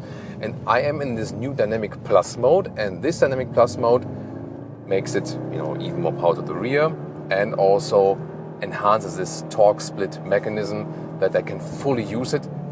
Theoretically, up to 100% of the rear torque is sent to one wheel, and I mean, this is predominantly a front wheel based platform, you know, the whole base platform. But first of all, we have this all-wheel drive system, and now with the torque split, you hardly feel anymore that it is actually a front wheel bias, because I feel now like the rear is coming a little bit around, like it would be with a rear-wheel-based all-wheel drive vehicle, for example. Like if you have a rear-wheel-biased car, then you have an all-wheel drive. So really balanced in the handling, and now I accelerate out, and I feel, you know, this rear a little bit spinning around. It's not like it would be drifting instantaneously, especially when it's dry here. But here in this Dynamic Plus mode, you actually have already a Sport ESC. That means that the electronic stability program is already drawn back a little bit. Well, then let's put it to the test. You know, straight in the corner, outside. Really nice exit. Woo! And directly over 1 km an hour, 60 miles an hour. Although we're going uphill here all the way. Now it's pushing a little bit over the front axle. Then on the outside, as soon as I'm on the throttle, it's fine again. So you really feel that, especially due to this technology, you need to use the throttle when exiting the corner, and then you can make this vehicle here less front wheel biased. It's just that in that corner, when I'm still on the gas, I'm still feeling it. So you have to adapt your driving, you know, a little bit to that, to the individual concept. So for example here, maybe I'm making it a little bit tighter, and then here on the outside, yeah, that's really beautiful. Wow, really cool. And you know, some viewers here who had actually the S3 or who bought it, they, you know, we've been talking about the base RPM, so to speak, and here they kind of put the base RPM a little bit higher, so you're always a little bit better in higher RPMs or quicker in higher RPMs. Yes, that means more consumption, but at the same time it also means, you know, more instantaneous reaction from that engine. Whew, it's really cool how it goes uphill. Oh, it's a camel. Have you seen that? There was like a warning sign on the camel, and there was a camel on top of that. So that, yeah, like someone would have faked a photo or something. So we will always watch out for the camels here on the side of the road, of course. You know, a little bit downhill. I love, by the way, the steering. So direct input, really crisp and precise. It is progressive now with this facelift, even more progressive. And you've maybe seen me going uphill. There was more camels. Yes. Oh yeah, there's camels driven. Oh, there's a small one. Well, is there a smaller one? Yeah. So now we have to slow down a little bit. So you always And a big get one. And a small. Oh, so now you get a little bit free camel entertainment. There we go. Oh, there's a small one. Look at that. Oh, they're really beautiful. So now we can also, for example, go back to the comfort mode. That the exhaust is also a little bit more silent. There we go. Oh. Look at that, how cute. So they're probably also not too keen on hearing the very loud exhaust notes, so then you can go back to the comfort mode. We're also equipped with the DCC here now, the adaptive suspension. In the comfort mode, we have then more comfort dampening. It's good, for example, also when the road is a little bit more destroyed. And when you're on freeway and you're not disturbing any animals, then you can, for example, go to the dynamic mode, or once again in Dynamic Plus, if you want the drawn back ESC, for example, and then you can play a little bit more with the vehicle. One more time, acceleration from standstill, but out of the corner. That's always a good test to see what is the steering doing, you know, while hardly accelerating out of that corner, how controlled the vehicle is actually. Let's go. Look at that. Drop and 100 again. Super smooth. You see the steering wheel did not get out of control at all.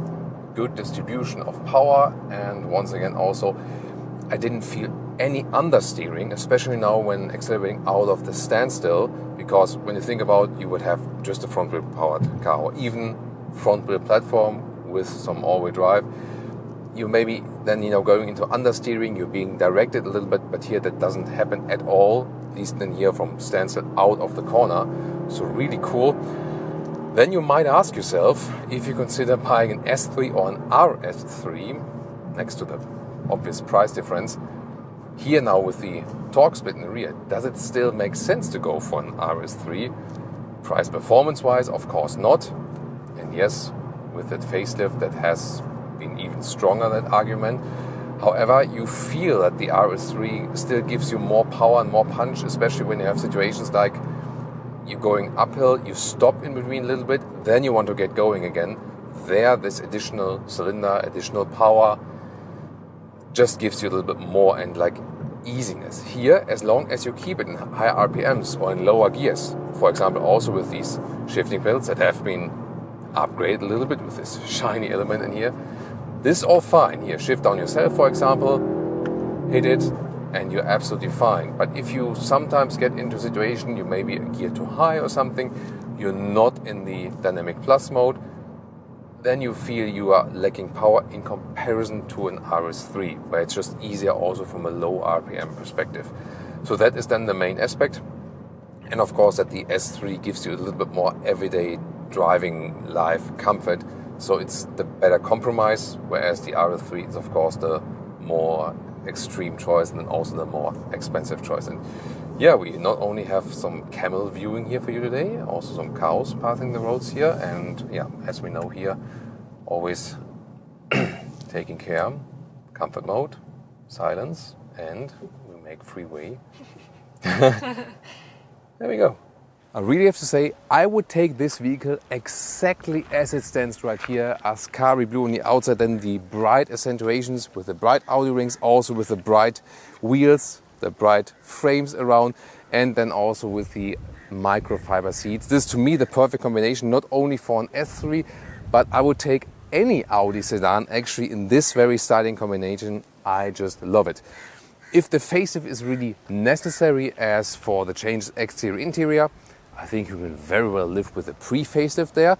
Crucial indeed, the torque split here at the rear that now comes for the S3. Before that was only unique to the RS3. So now the question is, yeah, the RS3 you would go for when you want the 5-cylinder and even more power. But here, of course, this is the way better price-performance ratio than if you compare it to the RS3. So have you already decided which one would you take home? Well, it's gonna be a tough one today for sure. So the Audi A8 definitely has the most sophisticated ride. It also has this special suspension technology that can anticipate bumps and kind of suck them up. However, it does not always work for every single bump. And you have to say, yeah, if you use also the rear space, okay, then the Audi A8 brings a very good advantage, of course, in comparison to the A7 or the A6. But then again, if you drive it yourself, there's the question if the extra price for the A8 is really justified in comparison to what the A7 or the A6 are offering. And that also brings me then to the Audi A7, which I think is the most beautiful one overall in the whole comparison. It is also practical because the fastback opening gives you a flexibility of an estate vehicle, whereas from the design on the exterior you have this coupe-alike vehicle. That's what I love about the Audi A7. It does not need to be an RS7. This is of course very spectacular to show here. That was also our most current review. However, a normal A7 would also of course just do fine. And I think also the riding comfort is really good. I just love it. Then the Audi A6, basically they are from the technology standpoint the same vehicles, A6 and A7. It's a different chassis form, the A6 available as a sedan and also as the estate, whereas the A7 is then the sportback form of this. So this is more about which exterior form you really want to have. Then the all-new Audi A5, very impressive vehicle, and I think it's also interesting that they went for a fastback opening there. In that case, the S5 again is sporty driving. However, the differences between the A5 and the S5 versions, they are not that large anymore. However, that's not only negative because it also means that the base A5 will also drive sporty. They also made that one now larger, so it almost moves a segment higher. It doesn't have too much rear legroom though still, although it has become longer, but it definitely gives you a great sophistication in the ride. So this one here is probably the best all-rounder from all these vehicles, and I think it's also feeling a little bit more above than the Audi A4 in the previous generation, and also the competitors there from the other manufacturers. The thing is that, yes, the previous generation here then in the A4 trim, it doesn't feel as sophisticated as the new version, also in the driving, for example, so the comfort is a little bit less than in the previous generation A4 than it is now in the new generation A5. However, what I love about this previous generation is that the user interface is easier. You have this great climate unit that you can just easily turn left and right, and it has a more classic Audi style and a more classic Audi interface. That's what I appreciate about this very generation. Then the Audi A3, here as the RS3, for example, in that 5-cylinder, we also use it on the racetrack. It gives you a better punch than the S3 for sure, so it is more driving fun. Then again, it also has a stiffer setup. You can still drive it as an everyday driving vehicle. However, the S3 has the best price-performance ratio in this case. Already a sporty vehicle, still more comfort than with the RS3, so you have to think about that. And I think for a compact sedan, it already looks quite cool. If I like it here in the facelifted trim, not that 100% sure. I think in the pre-facelift, especially the S3 was more beautiful. Also that they flattened out the Audi rings there in the front or something like that. Maybe doesn't really contribute to the vehicle. But the thing is, we're also here for you that you can also maybe pick a pre-facelift version and save some money with the used car or something like that. So overall, I have to say my two favorites here in this review are the all-new Audi A5, or as the S5, and the Audi A7. And to pick between these is of course still kind of tough. Like from the exterior design, I like the A7 a little bit more, and it also gives you like a high sophistication in the driving. It also offers air suspension that of course adds some more level of comfort. However, then if you think about, once again, price-performance ratio, an all-new Audi A5 could also score well. It depends always on the leasing rates, of course. So these are definitely my two favorites. And the overall favorite, if you have to pick one, would probably still be the Audi A7, and then maybe search for a used one. That is probably the best price-performance ratio you can get then from all of these vehicles. Note that I have bought an Audi A5 convertible before myself. You can also check out that episode. And the thing is, they are not that high in the used car prices. The risk is, however, that you have some high repair cost and the dealer service is not that good. I experienced that myself. Yeah, I mean, they're still great cars. They are lovely to drive. You just have to take that into account. So, for example, if you decide to go for a used car buying, then in that case, that you already know, hey, okay, I calculate some repair cost already in advance, and then it's not that tough when you have then the experience. And of course, it's really good maybe to pick a dealer or let's say a free workshop before, where you can say, hey, they are great guys and they can also fix things if some things should go wrong. Just like, you know, to think about it in advance. Of course, if you buy new and as a lease, that's something different. And then you have to check out the leasing rates each, and at least that's covered by the warranty. So only to talk about these issues then here as well. Hope you enjoyed this insight here for today. Which one would you take home? Tell me in the comments, and also tune in to more comparison reviews.